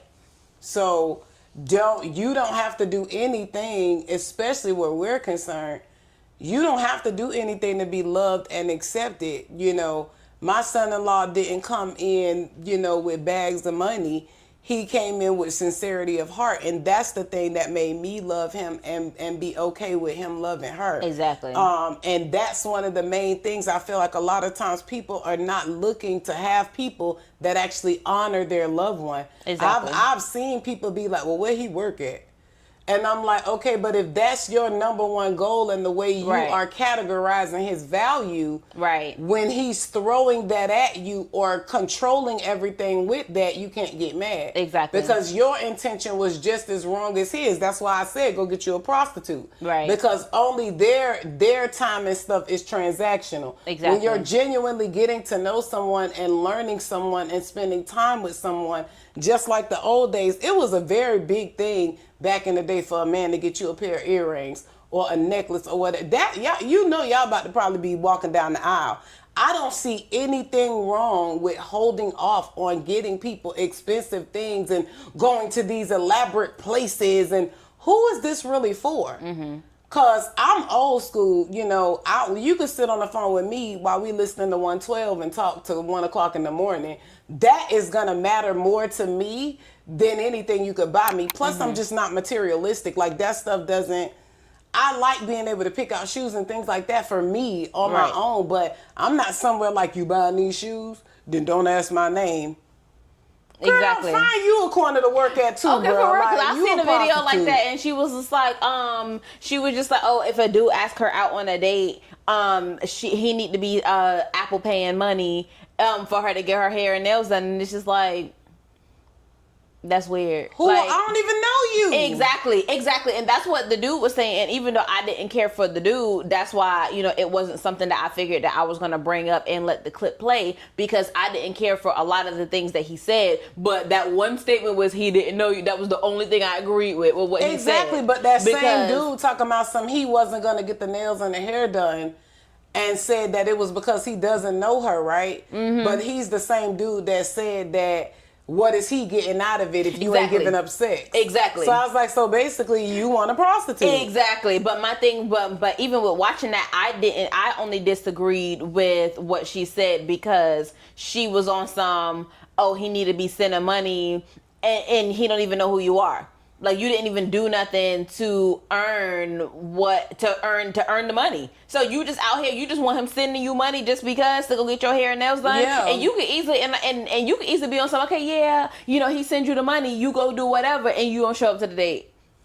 So at this point, you just getting free money out of strangers. So free meals. Exactly. And what's with y'all women going out on dates with people and trying to take home 6 trays of food? Yeah, that's Get your broke ass out of here. What is going on with that? don't know. I've been seeing videos like that. I'm like, yo, I was just hoping that was fake. That don't make no sense. For real. That don't, no, one, I knew she wasn't faking that. And y'all can look her up. That one video where only part of her hair was done. It was just the braids attached to the back. But they had the video. Yeah. Yeah, only part of her hair. And I was like, why did you even take Broomhilda out? And she just made all us black women everywhere in class look bad. Man, she looked like a fat ass mess. That junk really pissed me off. I was like, you making all of us look bad. Just women everywhere. And honestly, that is another thing that makes it difficult because, and I know good men, but see, I'm aware that it's good men. Just like I'm aware that it's good women. It's plenty of good women and it's plenty of good men. Mm-hmm. And the rhetoric that's going out now that a lot of us that are good people need to be investing in young people in your community, because you see what's on these other podcasts. You see how hard they're going after the mindset of making a man and a woman think everything needs to be transactional. Because you got the man up here talking about what he getting out of it, and you got her trying to take 8 trays of food home and get her hair and nails done from a stranger. Right. And I'm like, honestly, the man might as well just walk by a random homeless person and throw $100 in their hand, because that's pretty. He don't know you. Well, $100 these days not getting you nothing. Well, yeah, especially with your nails and stuff. Exactly. But I'm just like, he's 25 throwing to away money. 125. Me, I meet you there. I Uber myself there and back. Because I might not know you enough that I want you even knowing what my car tag is. Right. So, I Uber myself there and back. I pay for my own food. Now, once again, none of that's been necessary because even times that I've done things like that, my date was not trying to hear none of that. Like, no, I got you. To the point that I had to be like, okay, yes, sir. Because at some point, once I'm involved with you, then yeah, I am expecting my dude to take me to dinner. I am expecting you. And guess what? I'm going to take you to dinner sometimes too because we're getting to know each other. We're building something. It's a partnership. Nobody's the dictator. And it's like if there was an open communication, then things would be a lot better, I feel like. But I'm just saying for those of us that are a little older, we need to be making sure that that's something we putting in the minds of these young people, that it doesn't work that way. Because deep down, everybody is still trying to be loved. I haven't met nobody that's not. I don't believe in that. Then why are you singing love crying? Never knew what you crying for. Bro. Because somewhere inside that is something, that's an emotion that you do desire from somebody. Then carry yourself like it. There's nobody wants some ratchet, raggedy love story. Right. How you and Granddaddy got together? I was twerking on the pole one night and he came and threw a bunch of dollar bills on me. And after I banged his friend Jimmy and sucked off his friend Steve, he the one stayed with me. Mama, exactly. So because that's not nothing nobody wants. If you want genuine, you need to be genuine. You need to mirror what you're trying to attract. And let's ride, because that's another thing that to me was a thing when I would hear people saying stuff like, oh, you need to mirror what you attract, what you trying to attract. Your body not perfect, but you want a man with a perfect body. No, I don't. But, and yeah, I'm going to say it because it need to be damn said. You don't get to be a man that's working out and trying to body shame a woman with a small dick. You don't get to do that to nobody. Absolutely. You don't get to do that to nobody. Because she could look however she look, but when you pull them pants down, you don't get to act like, how you gonna have negative stuff to say about me? All these muscles. Where your balls and your dick at?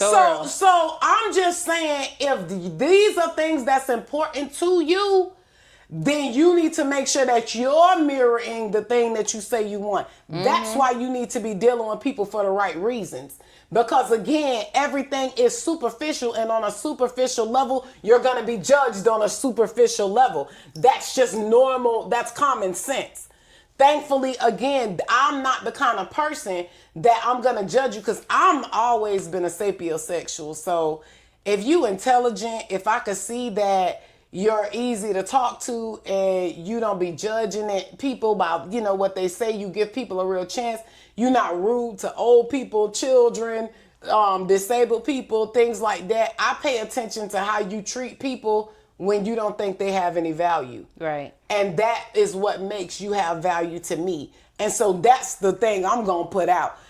Pick somebody that when ain't nobody looking, they treat people with dignity and respect. Exactly. So that's my But before you move on to the next thing, I wanted to touch on something that you said, because you mentioned that there's still more good people out there. There's still more good men and women. But how do you necessarily differentiate? Because, they're all like, oh, you need to go pick you a good guy. You need to get you a good girl. But most of the time, I don't want to say most of the time, but you find yourself in situations where that person picks that one, but they're not really attracted to them. So, and then they call themselves doing that person wrong, because now they find somebody they're attractive, but they don't necessarily fit the good guy, good girl mold.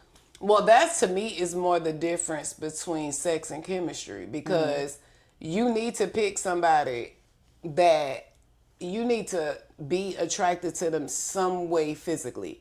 So that's the number one. My thing is that they don't need to be an Adonis stepping out of the heavens with the perfect sculpted, everything in the chiseled chest and the da-da-da and the to his knees. No, you need to make sure that you pick somebody. You might like his smile. You might like his eyes. You might like the way he carries himself, and then build on qualities you already like, but Right. when you see a red flag, run. Because that's the thing people don't do. They will find somebody with all these things they're sexually attracted to, and then they keep ignoring all these red flags. And then a year in, your emotions are involved because there's been finally your lust done won over. So since now now your emotions are involved, and you can't just walk away, but you're getting treated like shit. And you're getting dogged out, and you're getting done wrong. It's very wise you need to make your list. Because we used to talk about stuff. Make your list, the things you know you want in a person, and make sure when you are communicating with that person that not just when they're like, oh, you know, I'm nice, I'm kind. No, you be around them, you hang around them, you see how they treat their friends. What does he say about his homeboy when the friend leave? How that he might be nice to the homeboy girlfriend, then when she leave out the room, he like, and that be really get on my nerves. That's how he gonna talk about you one day. You have to run whenever you see heavy signs in the beginning and stop allowing lust and attraction to be the only thing that dictates how you navigate a person, because it ain't been working for you. So you have to start giving yourself other things to build your attraction on. When I met my ex-husband, I thought he was, one of the things that I loved about him in the beginning was I thought he was so nice. His friend was a butthole. My friend come taking me out, talking about his friend looked like Tay Diggs. That nigga ain't look like no damn Tay Diggs.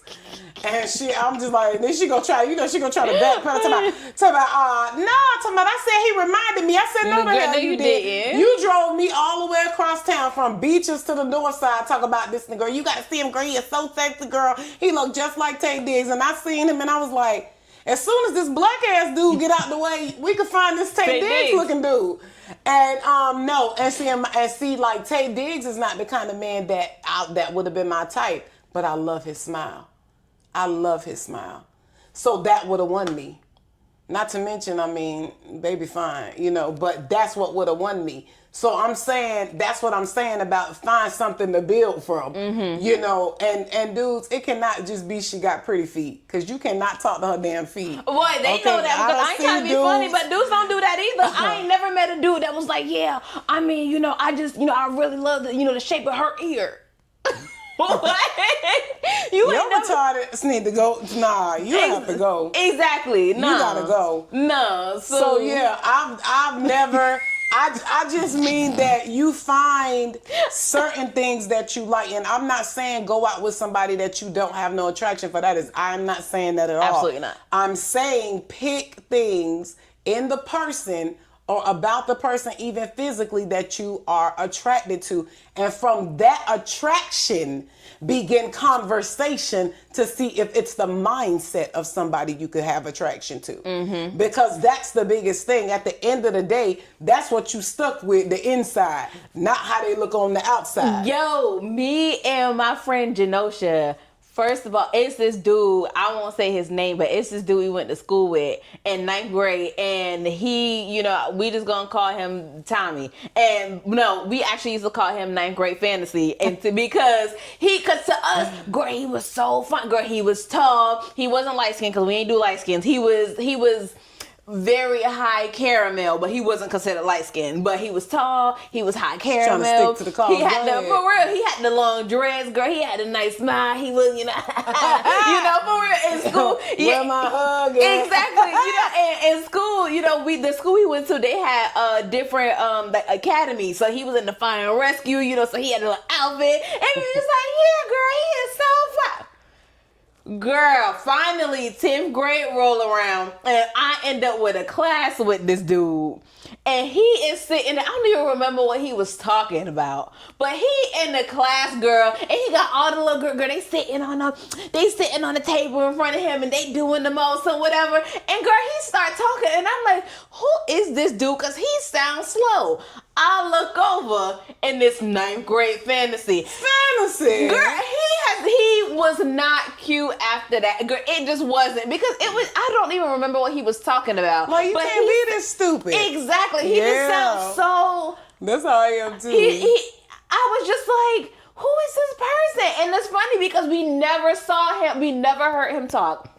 Whole ninth grade, never heard bro talk. It just seemed like he was just, gliding around school, and we were just like, girl, you see him. Yeah. Girl, you see him. Jordan Carter Reigns, 2003. What's up? Girl, and then the sad part about it is after that, and we both was just like, oh, that's who he is? Then he magically realized who I was and started calling himself having a crush on me. Absolutely not. Yep. Because my thing is, and if anybody know my dad, you can't bring no, he can't add 2 + 2 to Parmesan. He ain't with that. he not with that. No, baby, Paul ain't the one. Exactly. Bro. My daddy would have, my daddy would have been like, daughter, let's work on you. He would have went off on me too. I done brought Exactly. you in and you fucking up it for everybody. I'm Exactly, so bro. sorry. You messing up the family. For real, I'm so sorry. Yeah, So I agree. you can't just be attracted to them. That you got to make sure up here is worth having a conversation. He had squirrel brain, and that was not it. Oh my God! Do you know how stupid you gotta be for somebody to say you got squirrel brain? Oh my God, that is so unattractive. He had squirrel brain, girl. That and is it so was just, sad.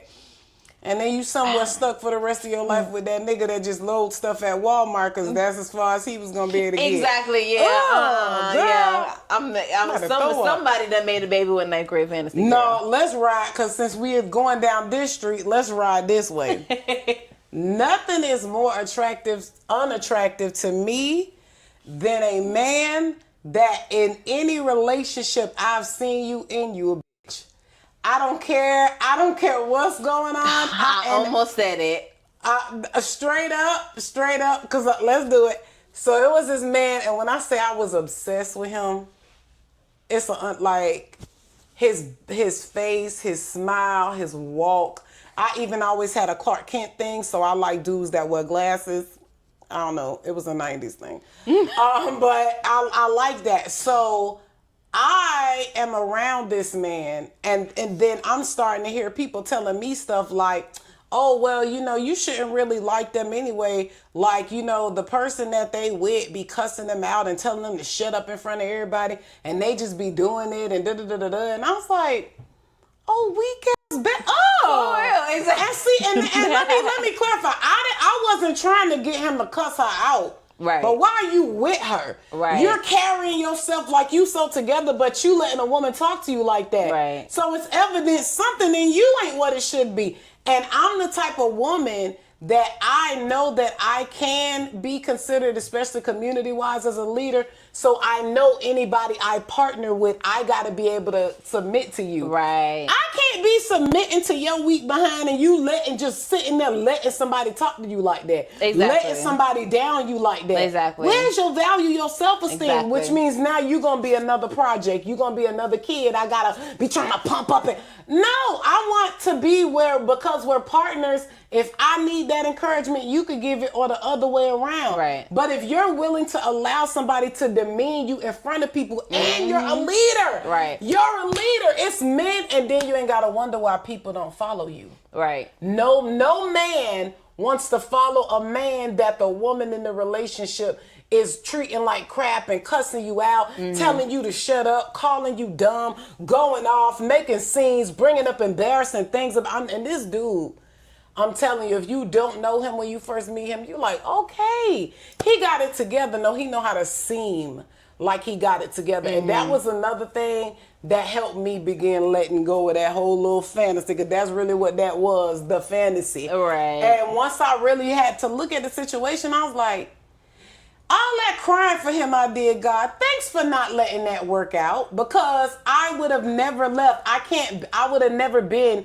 in a situation with another person that I don't respect. Right. I was always very low key. People coming at me, disrespecting me, when I'm out, or my dude when I was married, and he not saying nothing. I gotta be saying something like I'm the man. Like, oh, For real, like that don't dude at talk the to him Burger like King. that. Yeah, the shit was with us. He straight up told him, like, ain't nobody talking to you. And he just, I was like, if you don't get your doofy, why is you just sitting there with somebody talking to us like that? For real. Because we won, so he talking to us like that. And you know what was so cool about that, though? I'm not gonna lie, that was a touchy time for me, because I remember I cried. Like, when I got by myself again, I cried because I was like, this can't be the person I'm with. You gotta remember, I've been beat younger to the point that I had to stand up for myself. I can't be in a relationship with somebody where I'm minding my own business and you'll let somebody just walk up and disrespect me when I'm not even doing anything but existing. Right. And it's like, you're not even going to say, so you don't, okay. Because if you disrespect my man and y'all get into it, you fighting us. Because this team us, we are one. He gonna have to tell me, and that happened at times where things was disrespectful. I remember one time a man was being disrespectful to me and my neighbor, because I would like cook and feed people, because I used to like, tell me what you think about that macaroni and cheese and them ribs. I was giving plates out and I would always feed my neighbor. And one day this man on cocaine was just going off because we were selling stuff and he felt like my children and stuff gave him back the wrong change, which they hadn't. And he was real disrespectful for no reason to me, and was acting like he was gonna come down there and do something to me. And my neighbor in the apartment next door to us was like, "You let him come down here, Miss, and I'm gonna beat his. So I promise you, ain't nobody gonna disrespect you, Miss." Like, he was like, "Nah, you too good of a lady," and I'm like, "Exactly. When you carry yourself like a lady." Typically, men will stand up and get involved when somebody disrespected you. I didn't do nothing to this man. I did not, but it was just really sad because here I got a whole man that I cater to, that's in the house with me, that's around, and somebody else man got to come to you. Exactly, and it was just like, I realized even growing up, I'm like, wow, I can't be in a relationship with somebody I don't respect. Because that kept happening like that, it just killed me having respect for him as a person. And so as a woman, that's a really big thing. You don't got to be beating people down or jacking them up, but you should at least be like, hey, it ain't going to be none of that. Right. Just something. And there was, when I say Nathan, baby, it was nothing. So I had to see for myself that as a woman, I'm not going to feel secure when you're telling me, well, you calm down, I got it, and I do just what you say, and you don't even say anything, or you don't do anything at all in defense of me when I haven't done anything to anyone. So when those things were happening and I realized I was not safe and in the connection, that also began to turn my insides like, okay, it don't matter what's going on here. You need to get out of this. So it's really important to make sure that you're in a relationship with somebody that respects you. Going back to the dude I was obsessed with, I couldn't even like you no more for real like that, because you're dealing with somebody that respect isn't a big thing for you. And because that's such a big thing for me, I can't even deal with you. Exactly. You got to have somebody that have the principles and things that you stand for. You big on loyalty, make sure he's loyal. He cheat, get rid of him and find somebody loyal. Exactly. And no, being on your own sometimes is not fun, but sometimes it is good to be alone and regroup and gather yourself and take time out with yourself and refine the things about yourself that you love and enjoy. Because you could end up with somebody and they could kill parts of you that you didn't even know were dead.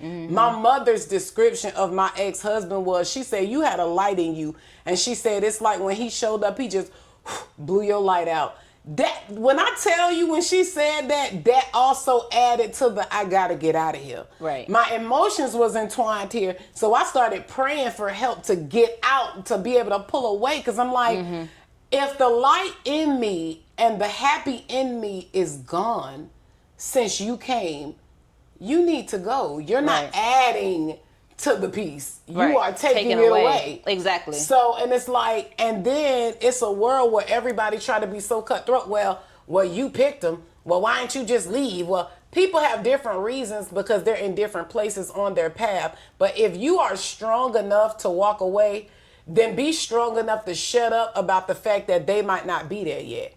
Because some people don't have someone to pour into them, and they don't need you bashing them half to hell because they scared of being alone. You don't know what is the thing behind the reason. That's why it's important for everybody to be healing, because you don't know what scar that this person and the trauma is attached to.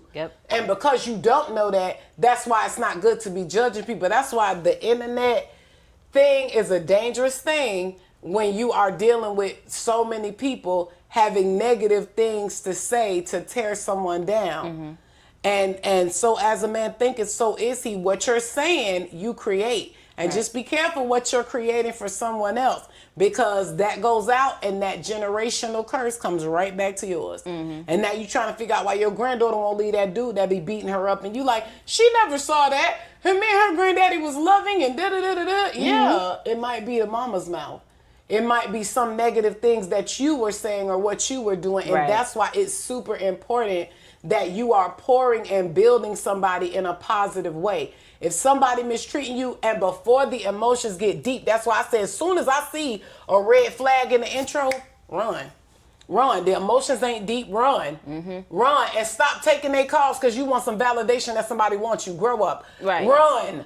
Because then you end up in some situationship that was never what it was supposed to be for you. Now y'all got kids and money entwined and business and everything else, because y'all was trying to stun on the haters, and you was trying to show nobody why you wasn't gonna leave your person because you picked them, and because I done seen that. You picked them and God said this is your person, and then y'all together and you can't prosper. That's not your person. Exactly. That's not your person. That's a devil that the devil sent to your silly behind to slow you down, and that's why you haven't gotten nowhere. You just running out of time. Exactly. You haven't, and then the worst part he is did to run up the clock. Exactly, and that's why it's important, because your happiness matters. But I've seen so many people be like, oh, and then we have children. I've seen that so much. We have children, but what are you showing them? What are you showing them? I love you so much as my kid that I'm going to be abused and taken for granted and treated like crap. And I'm going to hide behind saying I love you. I love my boys to the point that that's why I left the relationship. Right. I loved her to the point that that's why I left the relationship. Because I was like, who am I to be telling her not to let somebody treat her like that? And then she watching me do that. All right, bro. Exactly. Because I'm not, it's a very unhealthy dynamic. Exactly. To be trying to tell somebody what they shouldn't stand for, but they watching you stand for it. Exactly. It's good enough for you. And then you trying to figure out why they want you. And if you love your family and stuff as much as you say, especially your children, the last thing in the world you should want them to think is that the wrong kind of love is the right kind. Yep. So you should get rid of anything that's displaying that to them the wrong way. My ex, a hoe. Family, hoes. You know what I did? I kept my boys away until they were old enough, and I knew that they had been around men like my dad. Men like, even though my older brother don't care for me, he was still not the kind of man that would cheat on his wife and stuff like that. And because he was like that, I didn't have no issue with my son being around him, you know, at times. Because I knew, I'm like, well, even here, he's not going to see him calling women out their name and being disrespectful. You got to guard your children like they're the most important things. We need to stop acting like all these designer clothes and never telling them no is the appropriate thing. Discipline, hard work, understanding, putting God first. These need to be the principles that's in anybody. Not just him and not just her. Because if that's the head for him and that's the head for her, then together you got a partnership. Again, not some dictator just telling her what to do and sit down and shut up because I said so and because I done stripped you away from school and anything that you could be to be better. No, be the best you. I want the best for you. And if you're saying that you love your family, then that needs to be the display. Right. I'm not going to stay in a marriage where we fighting and arguing and you getting people pregnant on the side and now she got siblings on the outside. And what are we doing? Thankfully, my ex-husband, we only have the 3 boys and there are no outside. He don't have no others. I don't have no other children. You know, and that's the setup. But I'm saying if that's not something that you were able to do, then okay, that wasn't what you were able to do. But you're old enough now to know you're not benefiting nobody by sitting in a situation with somebody that's tearing you down with their mouth, talking trash, and he ain't and look at his stupid, and you don't tell me what to do. Okay. How do you think your daughter gonna run out and find some good man? And did you really do her a favor staying with her mom? What are you doing? What are you showing them? What are you displaying for them? It's a much better world that she could live in peace with you on your own or with somebody that values you so that she could make sure she makes a very smart choice about who she picks. And we're not doing them any favors by giving nobody everything they want. Well, all right now, because she's spoiled. Who did that? I don't mind, you doing something here and there for somebody, but I'm talking about, I watch a lot of them police videos, and it be grown people screaming just in the back of the car, screaming, banging their head on windows. Everybody don't have a mental problem. These are behavioral traits that they displayed in childhood, and somebody came and gave them what they wanted. Exactly. You're never going to get that over here. Because that ain't a benefit. And a lot of people like to say, oh, well, if I got it, if I can afford it, I'm going to give it to my child. I feel like there's a difference between giving them things so they can have a certain type of life and then actually being spoiled. Because there are people who can afford to give their child the finer things in life, but they don't feel entitled. Exactly. So it's the entitlement. That was good. Exactly. It's the entitlement that turns it from, I'm just providing this to them to actually being spoiled. And that's what you need to look out for. You need to make sure that even though you're providing these things for them, that they don't have entitlement that comes behind it. Because life isn't going to give you stuff like that. Exactly. They're not. Your parents, your people, they'll give it to you. But life isn't just going to come and handing everything out to you just because you're great Johnny. That's not how that works. Agreed. That's not how that works. Agreed. Well, and on that note, everyone, we are going to wrap up today's episode of Beyond Black and White. And thank you guys so much if you watched the video, especially I know the longer version. It really, I be done cried trying to point out how cool it is that even if 2 of you all watched it and subscribed. So if you're not subscribed, please subscribe to our channel. Yes. I know that we're not hoopla people. Like, it's not all this craziness always going on. But sometimes I think that's a good thing. Us normal folk, we be doing stuff too. We want to be your peace. For real. For real. So come on in, But thank you everyone for watching. Don't forget to like, comment, and subscribe. If you are here on YouTube, you can now send the channel direct messages. So please feel free to go ahead and submit those. Don't forget to follow us over on Instagram, TikTok, and... what is it? Instagram? And we're now on Spotify. So for those of you guys who wants to listen while you're in your car, please go ahead and check us out for there. The links will hopefully be on the channel's page. And on that note, we will go ahead and say goodbye.